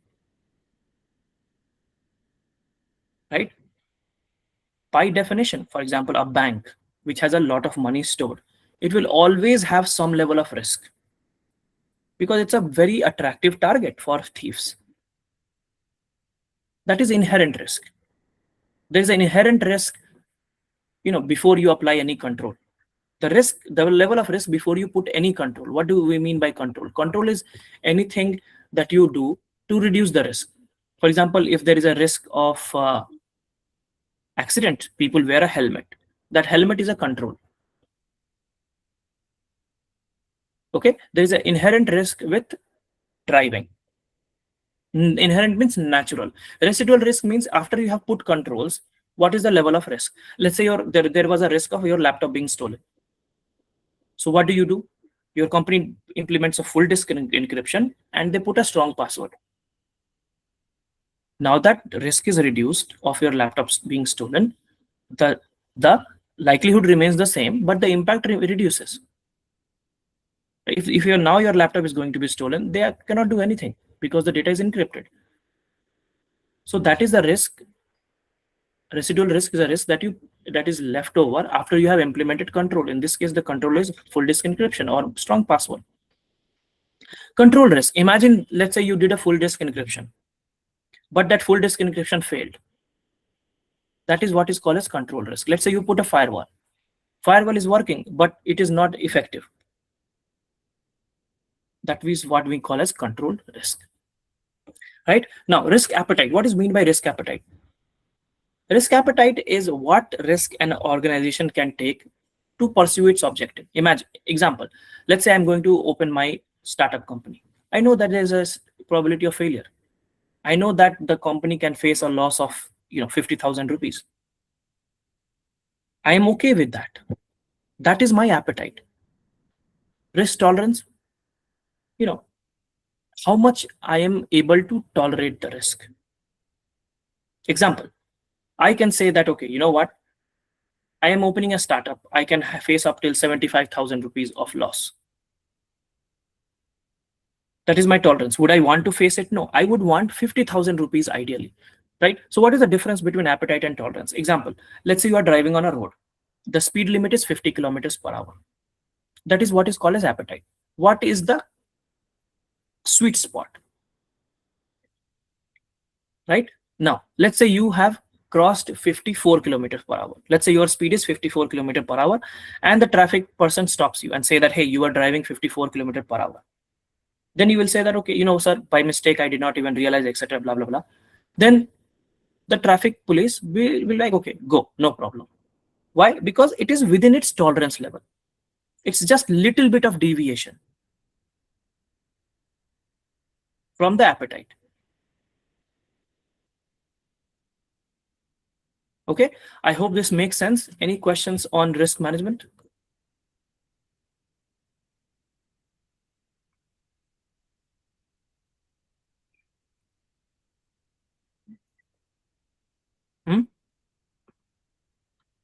Any questions, anyone?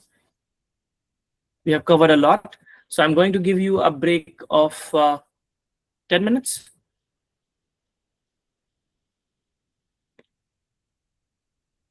Yeah, sure. All right, so I'll see you at 12:03 p.m.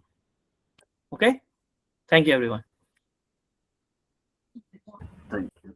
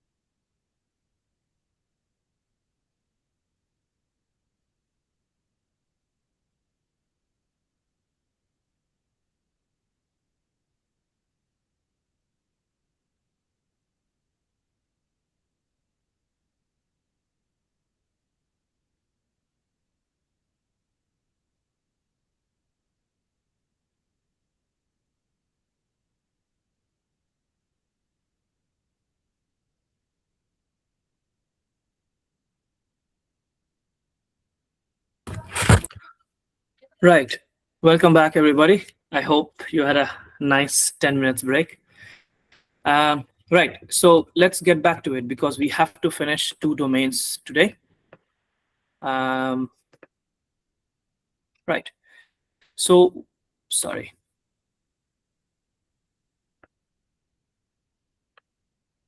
Right. So what did we, am I audible? Can everybody hear me, see me all right? I hope you can see the screen. Let me just recheck. Okay. Yeah. Okay. Thank you. Right. So where did we study till? We have studied the risk management process. We understood that what is risk, what is threat, what is the vulnerability, what is the likelihood of threat exploiting the vulnerability, what will be the impact if threat exploits the vulnerability causing to a risk. Risk is nothing but likelihood into impact, right? So we have studied 1.1, 1.2. Let's study, understand security controls. What are the kind of controls we have, right?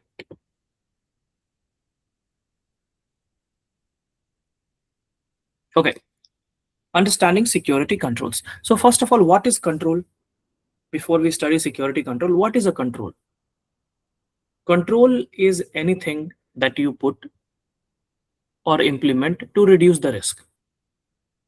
If there is a risk of, a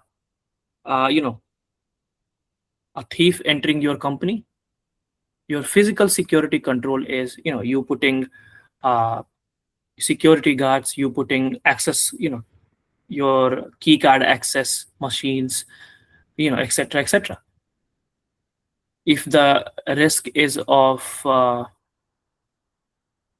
a hacker hacking your account, you put a strong password. If there is a risk of, somebody sending you a phishing email, you train users as a control, right? If there is a risk of somebody, some hacker attacking your company's network, you put firewall as a control.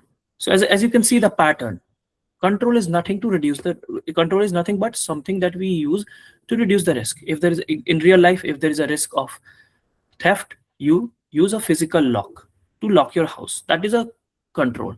If there is a risk of accident, well, you wear a helmet, you take a training on how to drive well, etc., etc. Right? So security control are the activities or mechanisms that an organization uses to manage security risk or to reduce security risk. Right? They reduce the chance of threat happening in the first place. If still they happen, because there is no such thing as a perfect control. Even if even if you do your very best, there's still chances that things can happen. For example, you can have the best amount of network security controls, firewall, anti-malware, etc., etc., but still your network can be compromised. Attack can still happen. So if you put security control, they will at the very least reduce the impact, right? And they will detect the issues as well, so it can be addressed quickly. Example, let's say firewall. Firewall can also block a malicious traffic and give a notification that these and these things are happening. Right? Now think about how you secure your home. Don't you think you use a lot of security controls? You use locks on the doors, that's a security control. Alarm, that's a control. Security cameras, again a control. Automatic lights to create the appearance of somebody being home, again a control. Again, same principle apply to cybersecurity. If there is a risk of theft within your home, you use all of these 4 controls. Same way in cybersecurity also, if there is a risk of anything, we use a lot of control and sometimes many control together to reduce the risk. Risk to what? Risk to companies' assets. Any questions so far? Okay. Now, what is the objective of control? Right? The objective of control depends on the nature of the control. Okay. But each and every control has an objective. What is the objective of firewall as a control? To manage the traffic, to either allow the traffic or block the traffic based on the rules that you feed the firewall. Right? So what is the best way? use lot of control together. That is what we call as defense in depth. Why use a lot of controls? Don't you think it will cost a lot of money? It will, but you have to find a way and think that what if the data breach happened, or what if the security incident happened? That will cost more money. So it is better to spend more on security.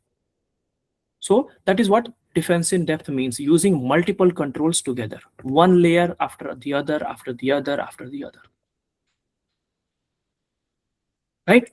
So what are the type of security controls? Right? So again, controls, as I said, can be categorized. Controls can be categorized. The first type of control is let's say detective controls. Don't you think you would want some kind of control that detects if a security breach has happened? Example, security alarm in the house. That is nothing but a detective control.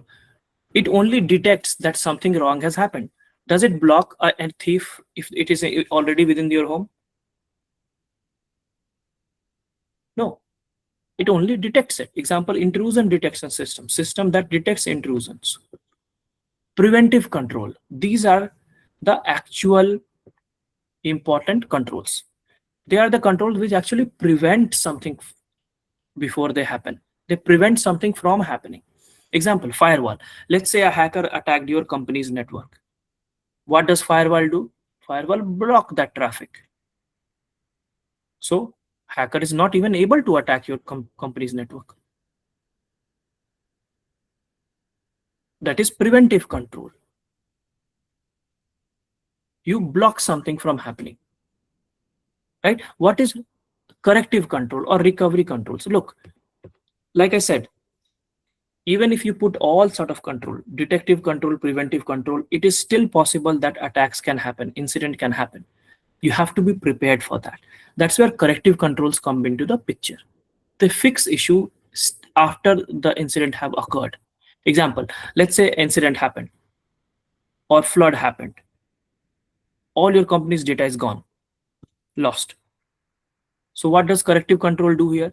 Well, your company had a corrective control of doing backups. You are backing up your data, which means that after the incident has happened, I can take the data back from where I'm backing up. I can restore the data from the backups. Any questions so far in the type of security controls we are studying? Okay, next.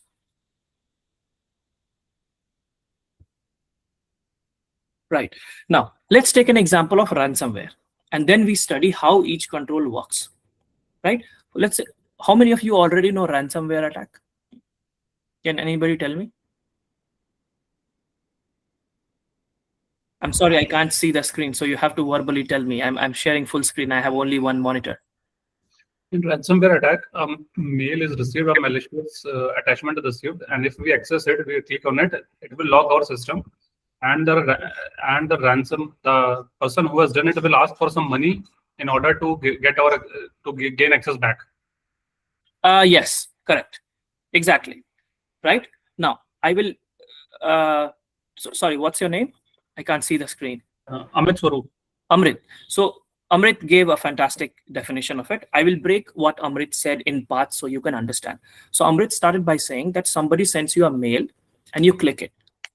What is that? That is a way of delivery. That has nothing to do with ransomware, by the way. In the mail is just a method, a way of sending something. It can be a malware. It can be a ransomware. It can be a virus. It can be anything. Right? So mail is just a way. It's a delivery method. Now, once you click on it, the ransomware, it's a type of malware that gets installed in your system. And then using that, the hacker encrypts everything.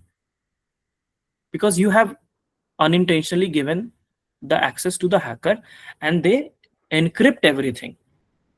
All of your system, all the data within your system, all the file within your system.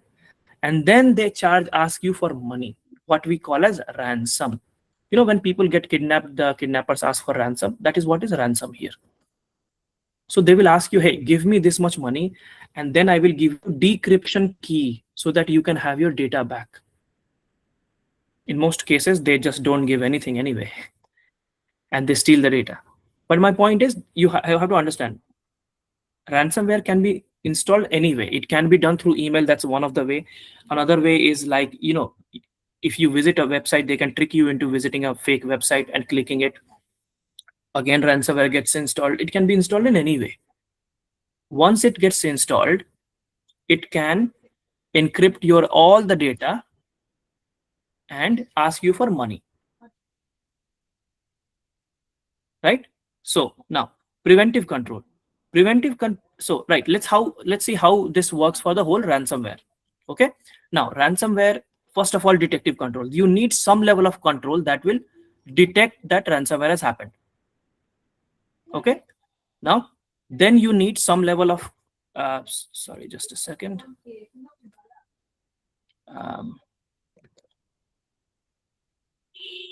Sorry, I'm having some issues with the internet, so I'll share the again.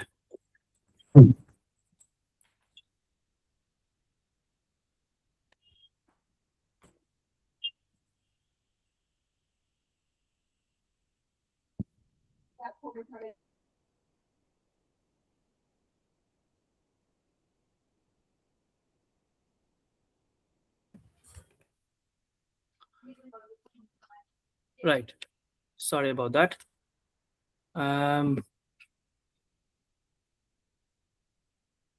Let me 1 second.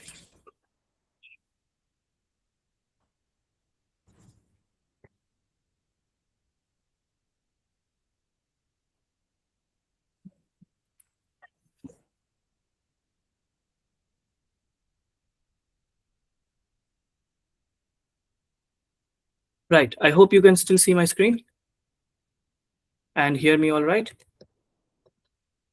Okay. Yeah. Sorry about that. Now, so what happens? Let's say your laptop is infected by a ransomware. So how will control work? The first control will work is detective control. Let's say you have antivirus. Antivirus will quickly scan and say, hey, ransomware detected, and it will alert the user or the administrator. Then preventive control will come into the picture, right? Your system may have system hardening. Example, your system will have certain level of configuration, that will try and block the ransomware before it can infect the system and encrypt all your system data. Let's say you had some level of control, without getting into detail, that can prevent ransomware. Now, still, if ransomware still happened, I mean, if it is blocked from happening, that's the best case scenario. But if still ransomware somehow gets implemented in your system, then you will have recovery control, which means now that all of your data is encrypted, the attacker is asking you money, give me this money so I can have, then only I will give you the data back. Well, you don't have anything to worry other than that, they can leak the data. You don't have to worry about availability of data. Why? Because you are doing backups. You are backing up data, so you can restore data from the backup. Right? If, for example, if you know that the data that is encrypted is not that sensitive or not that confidential, it is only, little important. So you are like, fine, take away my data. I don't care. I have backups. I can just restore from that. So you see, for one ransomware, I gave you how each control works.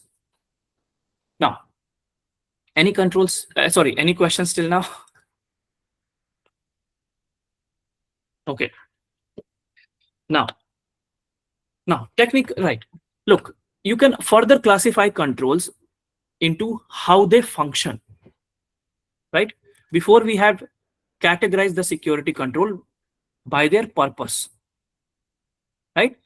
Now we can classify control based on how they function as well. Again, you can categorize based on how they function in 3 aspects. And this is a very simple one. First of all, technical control. Any control that requires certain level of technology to provide security. Example, firewall. It's a technical control. Uses technology to allow or block a traffic. Intrusion prevention system. Now, for those who don't know what is intrusion prevention system, you have to understand intrusion detection system and prevention system. These are the systems. Intrusion detection system is a system that detects only an intrusion or an attack. Intrusion prevention system, on the other hand, not only detects an attack, but also prevents it. Right? So any control that is technical in nature or logical control that is technical in nature, we call it technical control. Administrative control, as you know, something that an administrator does. Anything that is related to policies, procedures, background check, awareness training. These are what we call as administrative control. Physical control, no brainer. Anything that's related to physical infrastructure and assets. Example, CCTV, doors that block access.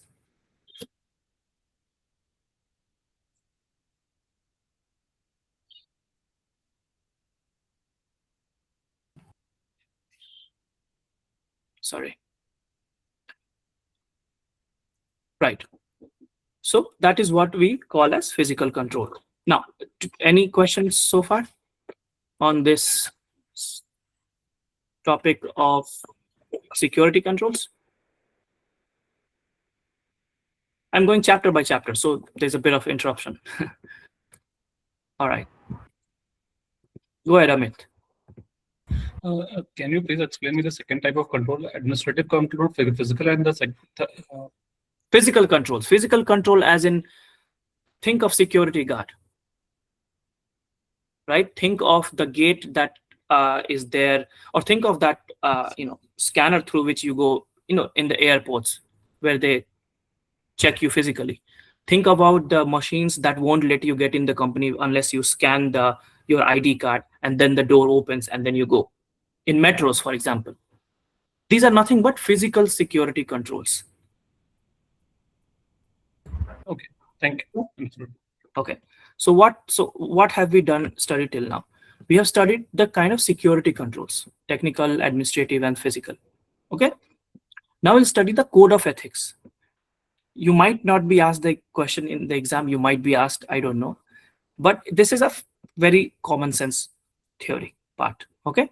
So we'll study let me bring this up. Sorry, code of ethics.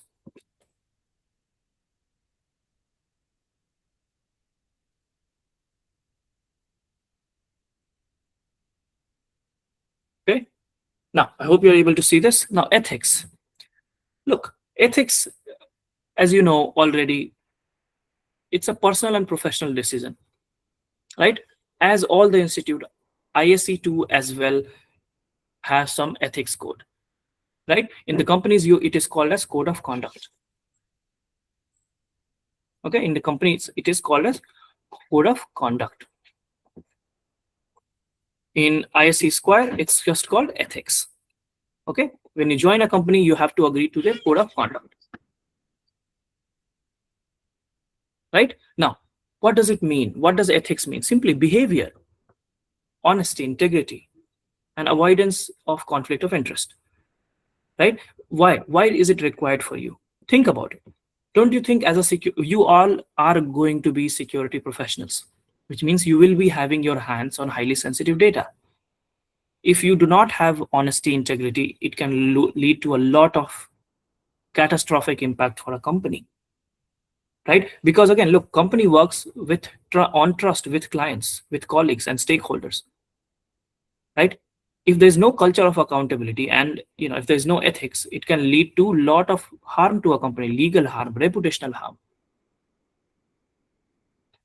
Right? Now, this code that you are going to study is not a company code, it's an industry code by ISC Square Code of Ethics. What are these in the pitch in reality? So number one code of ethics is protecting the society, the common good, the necessary public trust and confidence. Right? You always have to think public first, people first. The security of people comes first. The life of people comes first. Right? That whatever your action you are going to take should contribute to societal benefit. Right? Example, what can you do that will violate it? Well, you should not hack for your personal gain. That is what constitutes as criminal activity. What is the ethics number 2? Act honorably, honestly, justly, responsibly, and legally, which means personal integrity. Always follow the law. act with integrity. Even if you are under pressure, act with integrity. Example, let's say there is a data breach that has happened in your company. You shouldn't lie about it. Let's say there has been a mistake. Let's say you have done a mistake and due to which data breach is happening or has happened. Don't cover up. Right? Now, when you are delivering service as a security professional, provide diligent and competent service to the employer or a client with care, accuracy, and professionalism. Example, let's say you have certain security responsibility and you have neglected it, or you have provided incorrect advice because you simply did not put enough efforts.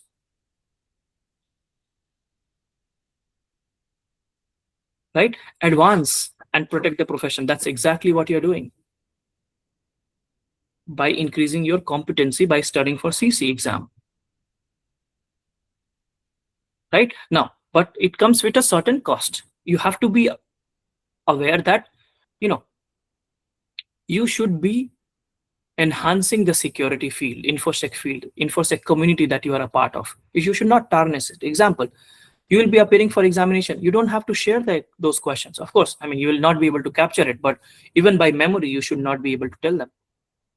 You should not violate the NDA or misrepresent your qualifications. So these are the 4 pillars of ethics. Now, of course, there's a complaint procedure as well. If you suspect that some other person has violated the code, there is a way in which you can give a written complaint to official ISC form by filling out the details. Right? But the most important part is that you have to be aware of these ethics. Okay? So that's all there is to ethics. There's not much. There's only one section. Okay? Let me skip that too. Now, we'll study the next part is understanding the governance process.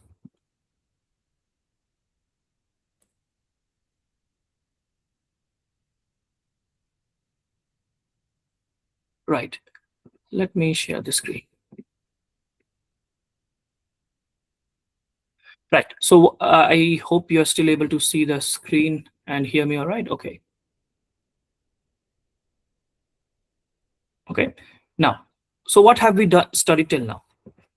We have studied all of it from 1.1 to 1.4. Now we'll study the governance process. Policy, procedures, standards, regulations, and laws. Okay. Now. Okay. Right.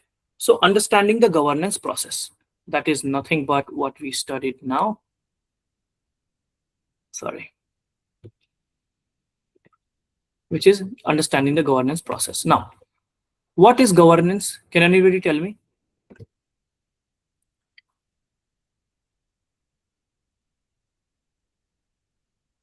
Many people misunderstand governance by saying policy, procedures, guidelines, standards, etc.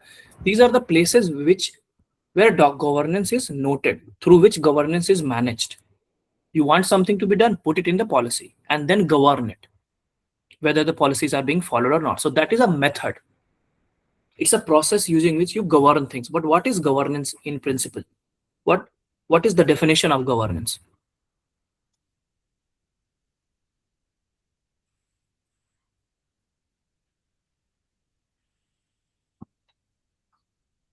Can anybody tell me? It is ensuring adherence to regulations. Yes, that's one example. But the definition, what does governance means? Is it controlling or monitoring something? Yes, in a way. Yes, you're right. So just to add up everything, anybody else, by the way? Anybody else want to answer? Right. Think about, whenever you think of governance, think of the term called government. Right? What is government? Government is a bunch of bunch of people who are governing the whole country. So governance is nothing but rules and regulations. What can be done, what cannot be done. It can apply to your organization, and that's what we are going to study now. It applies to a country. It applies to a family. It applies to you. It can apply to anything. Governance simply means rules and regulation, what you can do, what you cannot do. Right? Example, in a country, well, you can have a business, but you cannot, let's say you can have a business, let's say you are an automobile company, you can make cars, you are allowed, it's a democratic country, India is a democratic country, but you cannot make unsafe cars. I mean, another example, you can as a company have, have a pharmaceutical company, but you cannot sell drugs to people which are harmful to them. You can have a chemical company, chemical factory, but you cannot dump those harmful chemicals into the ocean. What are these? These are nothing but rules and regulations. So don't you think there needs to be somebody who needs to govern things? If there is no government, if there is nobody governing, then the people would do whatever they want. Imagine aviation industry doing whatever they want, playing with people like. They cannot do that. That's why the government comes into the picture. They tell the companies what can be done, what cannot be done. So for their profit, anybody can do anything. They can sell cheap cars with low security to make money. Right? So that is what governance means. Rules and regulations. So on one hand, the company has to perform and make money, yes, but they also have to conform. So governance is nothing but a balance of conformance and performance. Performance means performing. Okay, earning 100 million rupees in one financial quarter. Okay, that's performance. Conformance means you have to comply to this regulation, comply to that law. Imagine if there is no, governance that, people have hired. Let's say you are an employee, you have joined a company, and they make you work 100 hours. What is preventing the company from doing that? Don't you think they can make you work 100 hours and pay you half the salary? If they want, they can do that. But what is preventing them? The laws and regulation, the rules and regulations. That is what we mean by governance. So governance can apply to organization. For example, in organization, if there is no law, well, I can visit whatever website I want. I can perform or hack, any employee can perform any malicious activity or hacking activity using company's resources. Right? So I hope you understand the drill. Right? Now, so security policies and procedures are one of the ways in which governance is managed. Right? So security policy framework through which governance is maintained is done through policy, standard guidelines, and procedure. All of this are security postures. Okay. Now, what are policies? Policies are nothing but high-level expectation of senior management. It gives you a very high-level overview. So if somebody asks a detailed document, policies is not going to be a detailed document. It's a very high-level document that tells what organization expects. Okay, all the employees are supposed to comply with the policies. Right? Now, what is the bad example of policy? Policy cannot be specific. Policies are broad by nature. So if policy says that all the data should be encrypted by such algorithm, that is very, very specific. What if the technology changes? Instead, you can say that, okay, you know what? I'm going to encrypt my sensitive information using IT approved technology. See, even if this encryption algorithm changes in the future, this statement still remains valid. Well, you are going to encrypt your data anyway. So that is policy, a high-level document that tells you the expectation of senior management and the overall direction in which the senior management is going. So if the policy says that sensitive data will be encrypted, right? Unauthorized access will be removed. So these are the policies. Now, what is standards? You all know what standard means. In real life also, it means setting a certain benchmark. So in same for company also, standard means a mandatory benchmark or a requirement that will support a policy, right? So a policy can say that, okay, you know what, I'm going to encrypt sensitive data. Then a standard will say, oh, sorry, let me give you a better example. A standard can say that, sorry, a policy can say that my company uses strong passwords. But what will a standard say? Standard say, okay, you know what, let's be specific. Policy says my company uses strong passwords. Okay, then standard will say, okay, use 12-character password. Must be changed every 90 days. Okay, another example. Policy says I am going to use sensitive information. I am going to protect sensitive information by encryption. So that's policy. What will an encryption says? This is nothing but, sorry, what will a standard say? This is what standard will say. That, okay, my policy says that encrypt sensitive data, but a standard will say use AES 256 bits encryption, use this encryption, use that encryption. So you see how it is detailed and specific, and it is following exact rules. Right? So if you want something specific, that's a standard. What is the best example I can give you? Google the word ISO 27001 standard. It is giving you specific requirements on how to implement security. Now, guidelines. Guidelines are nothing but best practices or recommendations for security. Right? It will tell you, hey, don't use public Wi-Fi, use encrypted Wi-Fi. It is just an advice. You can choose to ignore it. It is not mandatory, it is flexible, it is suggested best practice. You know, somebody can say, hey, in password, don't put your pet's name, your kid's name, your birthday. It's a helpful advice. What is a procedure? Procedure is nothing but a step-by-step instruction. Right? Example, let's say an incident has happened. Incident response procedure will tell you step-by-step what to do. Step number 1, initiate the incident response that, okay, incident has officially happened. Step number 2, send an urgent SMS to everyone. Step number 3, start a video conference. Step number 4, write an email to the government. Step number 4, do this. Step number 6, do that. So you see how procedure is step by step. Right? Simple example I can take of password reset procedure is go to the reset page, type your ID, type your email, say that this is I forgot the password, and create a new password. I'm sure most of you would already know that, so probably a repetition. But what is law and regulation, and what is the difference? Law means law of the land, right? You can only make employees work 40 hours a week. You have to give them bathroom breaks. You know, you cannot exploit them. These are laws, right? That you cannot, steal or scam. Right? These are laws. What are regulation? Regulation is nothing but extension of laws. Regulation gets into very specific. For example, privacy regulation. GDPR is one of the regulation. See, General Data Protection Regulation, it's from Europe. Any personal data of any EU residents, it applies to them. HIPAA. If you go to a hospital in the United States, a regulation is HIPAA, that you have to manage the patient's information. PCI DSS. It's a standard. It's not a regulation, but it's a standard for handling credit card and debit card instruction. Right? So you have to understand that all the companies that operate in a country, they have to follow certain level of laws and certain level of regulations.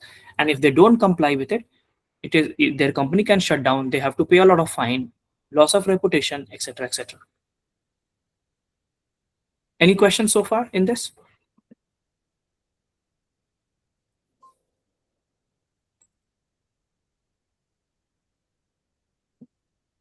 Okay. No questions. Let's move on.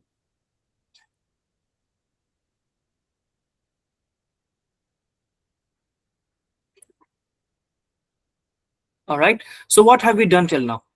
Let me just present the screen again.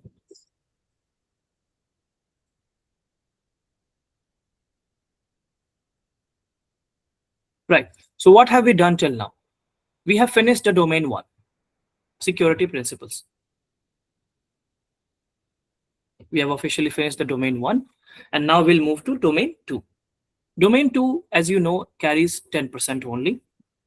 It's around resiliency, business continuity, disaster recovery, and incident response. Okay. Right. So let me start this. Right. So what are we studying? As I showed you already. Right. So we are going to study domain 2, and the first thing is understanding business continuity. Okay, 2.1. So 2.1.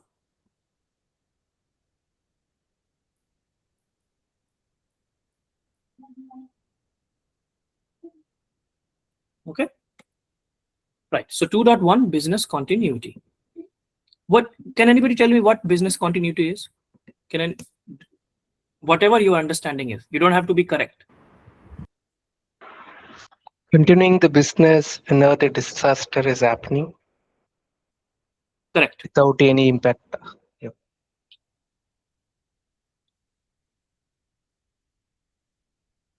Right. Correct. Yes, that's the right answer. Business continuity is simply meaning continuity of business.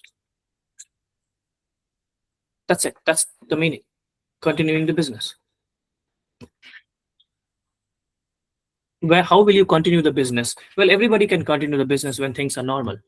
But how will you continue the business when there is a disruption? Right? So that carries 10% of the exam. Right. So business continuity simply means keeping the business ready, running. Disaster recovery means recovering from the disaster, which means disaster has happened. How will you recover from it? Which means how will you restore and recover the IT and all the systems after a disruption has happened? An incident response, as you know, is responding to an incident. That's it. That's all. It's nothing complicated. And of course, there's a bit of more details, that you detect the incident first, then you handle the incident, and then you manage the incident, and then you learn that why this incident happened. But let's start from business continuity. Right? Business continuity simply means continuing the business, especially its critical operation, because not all the operations within the business is critical. Some are critical, some are not. Some are important, some are not. Right? It can scale from small incident to big incidents. Business should continue as normal. Right? Can range to human-led attacks or cyber attacks. Regardless of what, the company must keep running, especially its critical operation. Now, why do I say that? Imagine a hospital. Do you think something as small as cyber attack or any human-led attack should stop people from getting treated? No, because it's that important. Similarly, for some companies, the continuing of their business is very important. For example, companies like AWS, Amazon Web Services.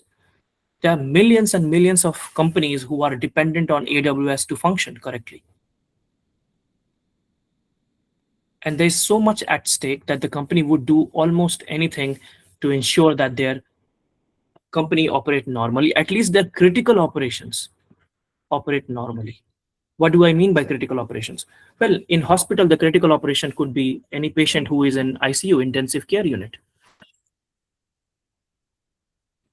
In AWS, it could mean that, okay, the operations around people should be able to place orders. People should be able to make payments. So that's what business continuity means. Okay, look, it is often assigned to operational teams, yes, but it is a core function of security. Okay, so what is business continuity ensuring? It is ensuring that confidentiality, integrity, and availability of data should be maintained as well. Okay, so what is the purpose? Essential critical functions must keep working. Disruption should not have that much impact. Right? So it basically answers how will business keep working if something goes wrong. Now, how many of you already know business impact analysis? It's probably a very technical keyword.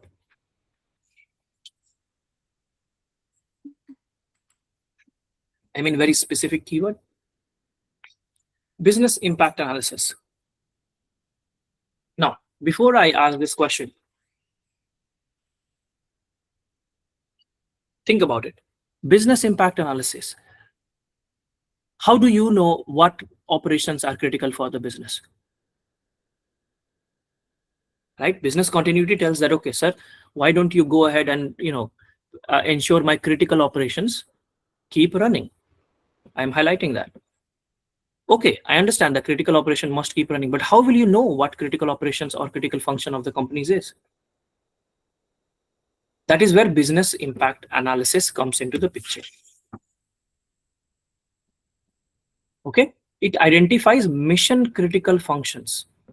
In hospital, it could be patients in emergency ward should be treated as priority. They are my most critical function. In Amazon, it could be that, okay, I want my order processing system, my inventory management system. Because when you place an order, the inventory gets updated. If you buy an iPhone, one less iPhone is in the stock. And then people should be able to make payments. So these systems are very, very critical.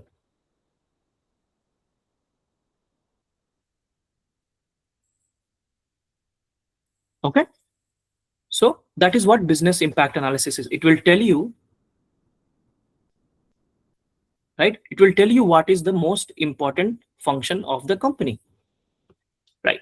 Think of business impact analysis as a power supply, UPS, in case of power cut. Now, if there is a power cut, would you use everything the way you would normally use? Maybe watch television, have the AC on, etc., etc. No, you will prioritize. You will have like, okay, I need a light, maybe a fan, and that should be it. Similarly, when the disaster happens, you can't protect everything. You can, so that's why you have to prioritize and identify critical functions, assets, and then protect them. Because not all the assets are equally important. And besides, it's not even possible during disaster that you recover all the assets. So you have to prioritize that, okay, when disaster happens, out of the 10 process my company is running, I am going to prioritize only the top 2. That's what BIA does. Okay, so as you can see, business continuity and BIA are related. Business continuity, continuing of the business, no matter what happens, BIA will only give you information that, okay, these are the critical process. Right? Example as I gave you, let's say take an example of hospital. BIA will tell you that, okay, look, you know what?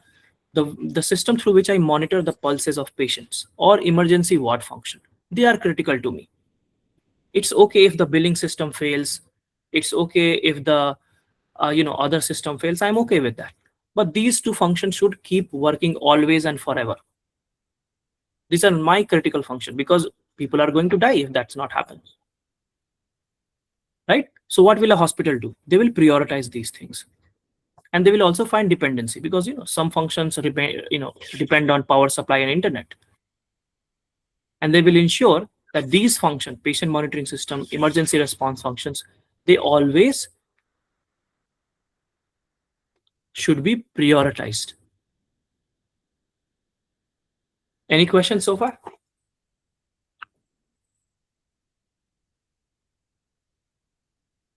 Okay, so what is the outcome of BIA? This is the outcome of BIA, which we'll study now. Okay, now, how many of you already know RTO, RPO, MTD?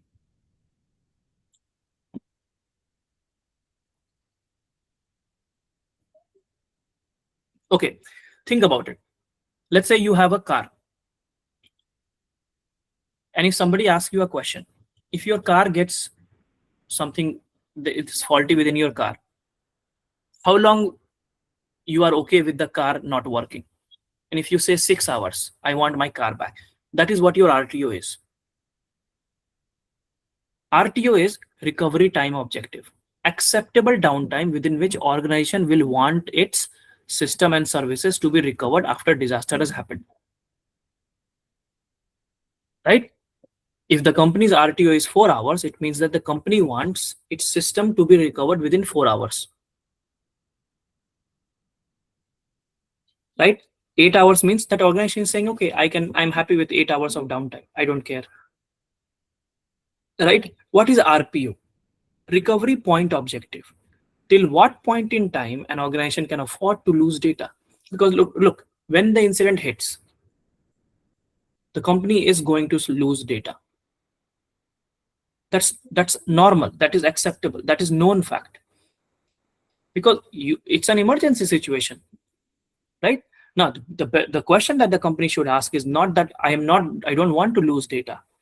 The question that company should answer is, how long can you tolerate losing the data when the incident strikes? 1 hour, 2 hours? If the RPO is 2 hours, which means that the company is saying that if the incident happens, I can afford to lose 2 hours of data. Take AWS, take Amazon, for example. Let's say Amazon is hit by an incident. Imagine. Okay, I hope not, but let's say it happens, right?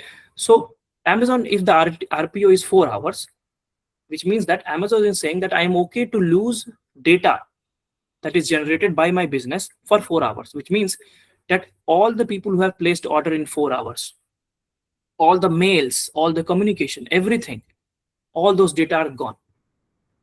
And Amazon is okay with that loss, but only for first 4 hours. That is what is RPO. MTD, maximum tolerable downtime,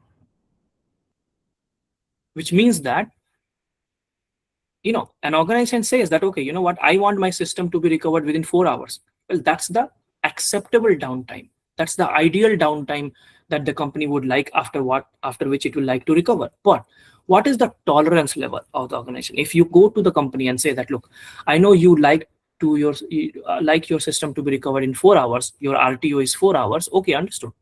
Your recovery time objective is 4 hours.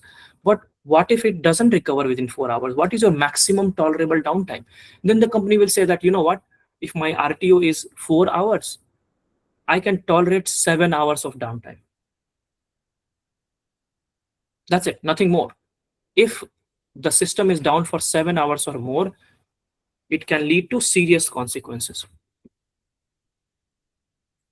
Basically, it means that the organization cannot go down any longer than that. Take hospital, for example. It's patient monitoring system. Hospital can say that, you know what, for 30 minutes, it's okay.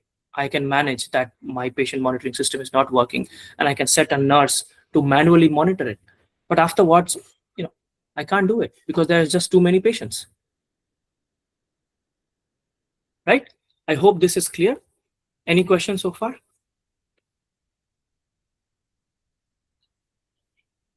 Okay. Now, example, right? Let's say there's these risks. There's a risk of hurricane, there's a risk of fire, power outage, and earthquake. All of it causes this much money. If hurricanes happens, $100,000 lost. Fire happens, 80,000 lost. Power outage, 50,000 lost. Earthquake, 30,000 lost. So which one you are going to prioritize? Can anybody tell me? Which one are you going to prioritize? Which risk?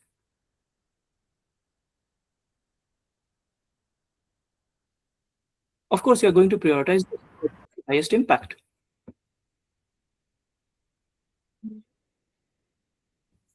Okay.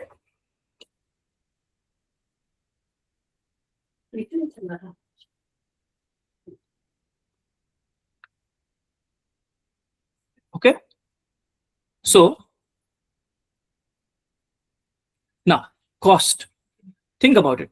If the hurricane is going to cause $100,000 of loss, how much money can you spend to put into a control? Example, let's say you have a bike. Your bike is of $100, let's say. Will you put a lock of $200 to protect a bike of $100? Can anybody tell me?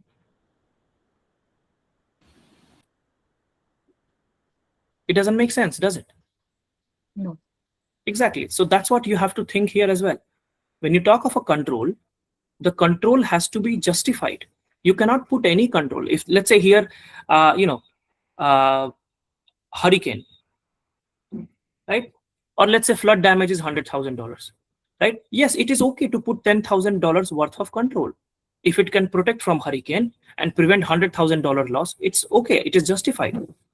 But you cannot put $200,000 worth of control to protect something worth of $100,000.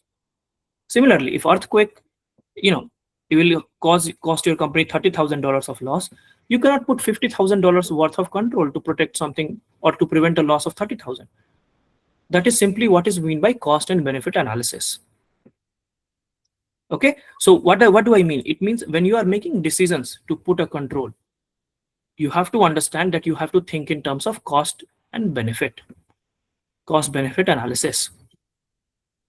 Another example, if your iPhone is worth $1,000, you're not going to take insurance worth of $2,000 or $1,500. No, because it's just not worth it. Okay. Now, what are the controls you can put for business continuity? It's one thing that you want your business to continue, yes, but you have to put controls, right, to ensure that your business continue. First is single point of failure. Never have one single point of failure, which means never have one employee who knows everything, and if they leave, problem. Never have one server only. What if that server crashes? Never have one firewall only, right? So instead of having one web server, think about Amazon. Amazon would want its website to be up and running all the time. Now imagine if it has only one server. If that crashes, the whole Amazon website goes down, loss of money to company. Right? So what they do? They implement a cluster of server, 10, 20, 100 servers, one after the other. Right? So this way, single point of failure is removed. Okay? So number one rule of ensuring business continuity, never have one single point of failure. Have many redundant systems, redundant server, multiple servers, multiple firewall, etc. One fails, move to the other. Right? Other continuity risk. Right? You have to understand, never depend on one single vendor. Let's say iPhone. Apple makes iPhone and they are depending on one vendor for, let's say, their cameras. What if they go bankrupt? Will Apple stop producing iPhone? No, they have to be up and running, and they should have multiple vendors who can provide. Right? Insufficient computing. Let's say a server has reached its maximum computing or storage capacity. It is going to crash. So what do? Always monitor that. Right? Any other disruptions? Utility service failures. Right? The utility services that manage the whole computer, if they fail. Right? If we talk of human beings, right? Like I gave an example. Let's say you are running a department of incident response, and there's only one person running the whole show, and they leave the company. What if the incident happens tomorrow? Who will manage it? So you have to determine and identify successors. Train other people on what the other person is doing to prevent single point of failure. Another example, have high availability and fault tolerance. You have to understand errors are going to happen, faults are going to happen. The question is how much the system can tolerate it. Use multiple systems to protect against failures. One server crashes, move to other system. Have clusters of web servers, clusters of server working together. One fail, move to the other. One fails, move to the other. Have backup firewalls. One or more than one firewall should always be active. One firewall fails, move to the other. Right? Geographic redundancy. Imagine there is a flood in one of the area where your data center is. Would you place another data center in the same location? No, because it is also going to be impacted by the flood. So what do? Let's say one of your data center is in Australia. If due to some natural calamity, that data center is destroyed, you can have another data center, let's say in India. So that you can switch to that data center. So that is what we mean by geographical redundancy. Load balancing. Have you heard of Big Billions Day by Flipkart or something same sort of from Amazon? Or for example, in recent sports match, T20 World Cup final, there were almost 70-80 crore people watching the final match. How do you think the geo servers were able to manage that? That's by load balancing. Imagine all of that load to serve that particular video streaming was put on one server. That soft server will crash. So what happens? All the requests of all the 70 crores people that are coming, that were distributed equally within the servers. One server was not overloaded. Similarly, for Big Billion Day, many people placing a lot of orders. All of those are distributed within servers. So distributing workload across multiple system or server for scalability is what we call as load balancing. right? So what is the difference between high availability and load balancing? High availability basically means ensuring availability during failures. Load balancing means spreading the workload. If you are a team of 5 members, will you do all the job, or will you spread the workload up equally to all of the people? That is what is load balancing. Fault tolerance. You have to understand the system should be able to tolerate faults and failures and issues, and it should be able to manage it. Even if one component fails, the system should keep working. Imagine airplane, for example. Airplanes are built in a way that even if one component fails, system keeps running. Same goes with big softwares. Even if one component stops working, the system will continue working. That is what we call as fault tolerance. Right? If we talk about power supply fault tolerance, we'll have dual power supply, have separate power source, have a backup power supply, have generators. Right? In power distribution unit, again, support remote power management, have clean managed power to devices. Again, my point being that you should have backup power supplies. Now, storage fault tolerance. Now think about it. A lot of data is being stored in devices, right? What if all those disks, let's say hard disk, all of them crashes? Don't you think you should have fault tolerance for storage? Because again, storage devices can crash as well. So that's where we use RAID, redundant arrays of inexpensive disks, which simply means that you use multiple hard disks to store data and improve speed instead of using one hard disk. So instead of using one disk, the system uses several disks which are working together. Right? If one hard drive fails, you move to the other. If you are using 4 hard drives, one fails, move to the other. RAID 1 simply means uses 2 identical disks. Right? One disk fails, move to the other. RAID 5 means you are using 3 hard drives. One fails, move to the other. Right? So this is fault tolerance in terms of storage. Your storage must continue working. Remember, this is not a backup strategy, by the way. It's only fault tolerance. One fails, move to the other. Backup is still necessary, by the way. It has nothing to do with backup. It has everything to do with fault tolerance. Okay, how will you tolerate faults in networking?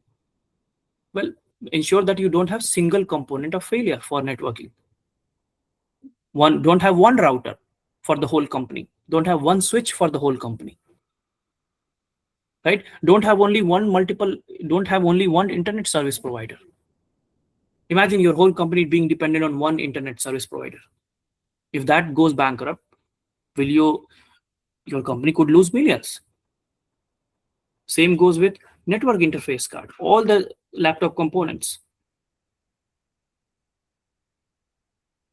Okay, now, what about technologies? Use diverse technologies and diverse vendors to ensure simultaneous failures. Right? Would you rely on one vendor? No. Would you rely on one set of technology? No. Would you rely on one sort of encryption? No. Right? So you're seeing how you're having options for all of it, so that one fails, you move to the other.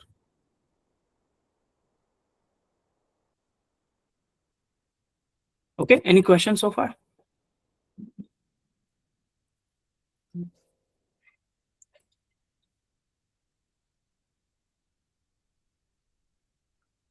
Okay. I think we started a few minutes late, so I'm going to just introduce the next slides to you for incident response. Sorry, not incident response. Let me just see. Yeah, disaster recovery. Share my screen.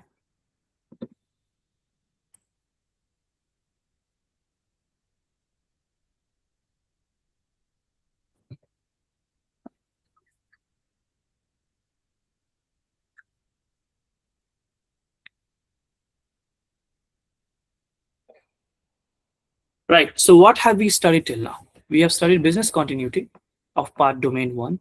Now we'll study disaster recovery, few slides only, and then we'll go to incident response in the next class. Okay, so what is disaster recovery? We know what is business continuity. What is disaster recovery?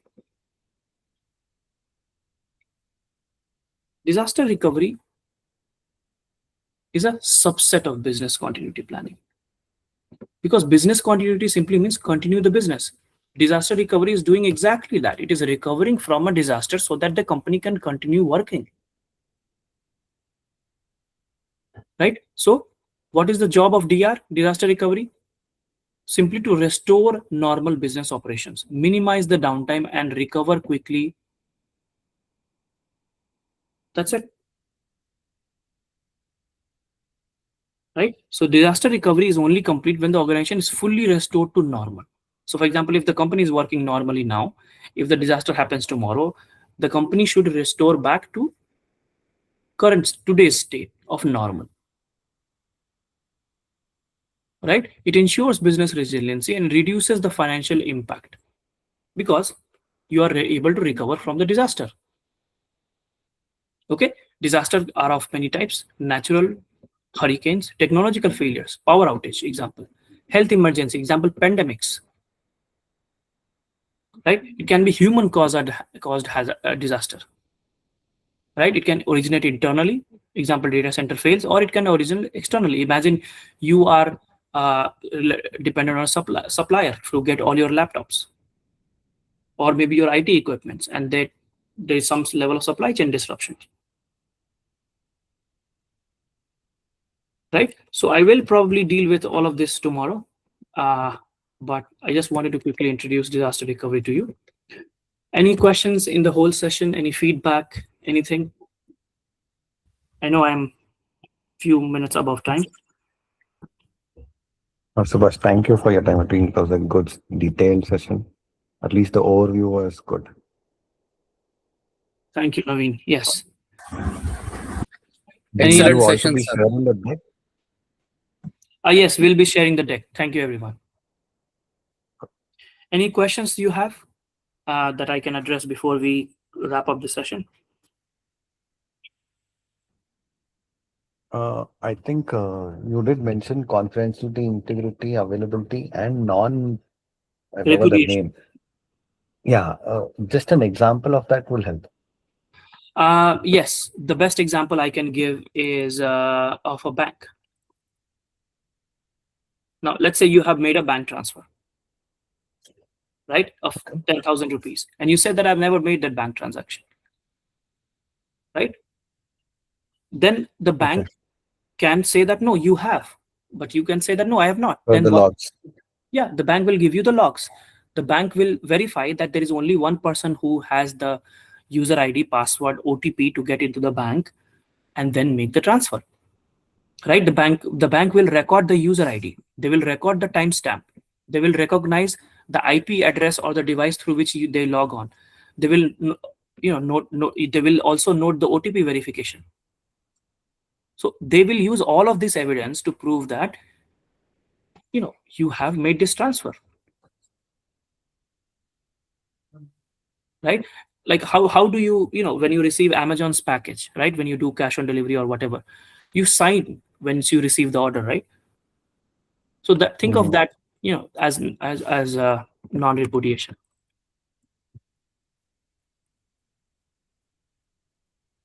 Right? I can give you a better example of emails.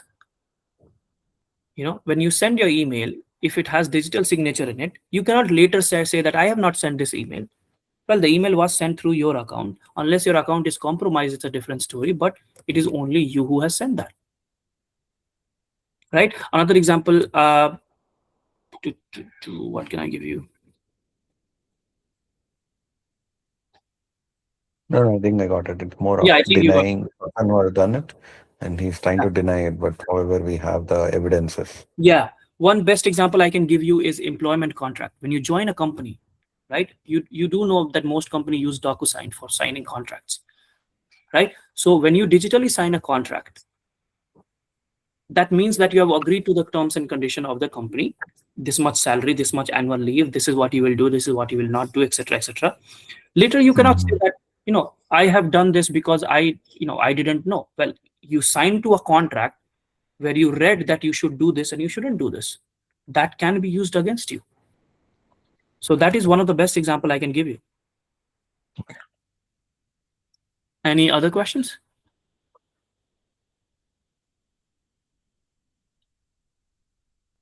All right. I hope you found the session valuable, and we'll see you tomorrow, and we'll continue domain 2. We'll aim to finish domain 3 as well. I don't think we'll be able to finish all of it, but we'll try and see how it goes. Okay. Thank you, everyone. Thank you. And last Maybe. question, sir. Yeah, go ahead. So, do you suggest after this course completion, I think this weekend and next weekend we are completing this, right? Do you suggest us to take that CC exam, or we will discuss Yes. that as a part of No. our? No. Good question. Naveen. Yes. This is you eating. That's what I refer to these training sessions as eating. But you need time to digest. Digestion is self-study. You have to study in isolation, which is called as self-study, and understand this yourself. Because when you are introduced to something, you understand maybe 30%, 70%, 80%, maybe not fully. So once you do full self-study, then you give the exam. So go through this. So this what is the goal of these sessions? To make things way easier for you, so that when you do self-study, it's very, very easy for you to understand things. And once you do that, it saves you time, energy, and efforts, and then you go to the exam. But always go do self-study and practice a lot of questions. Okay. Okay. Thank you. All right. Thank you. Thank you, everyone. See you tomorrow.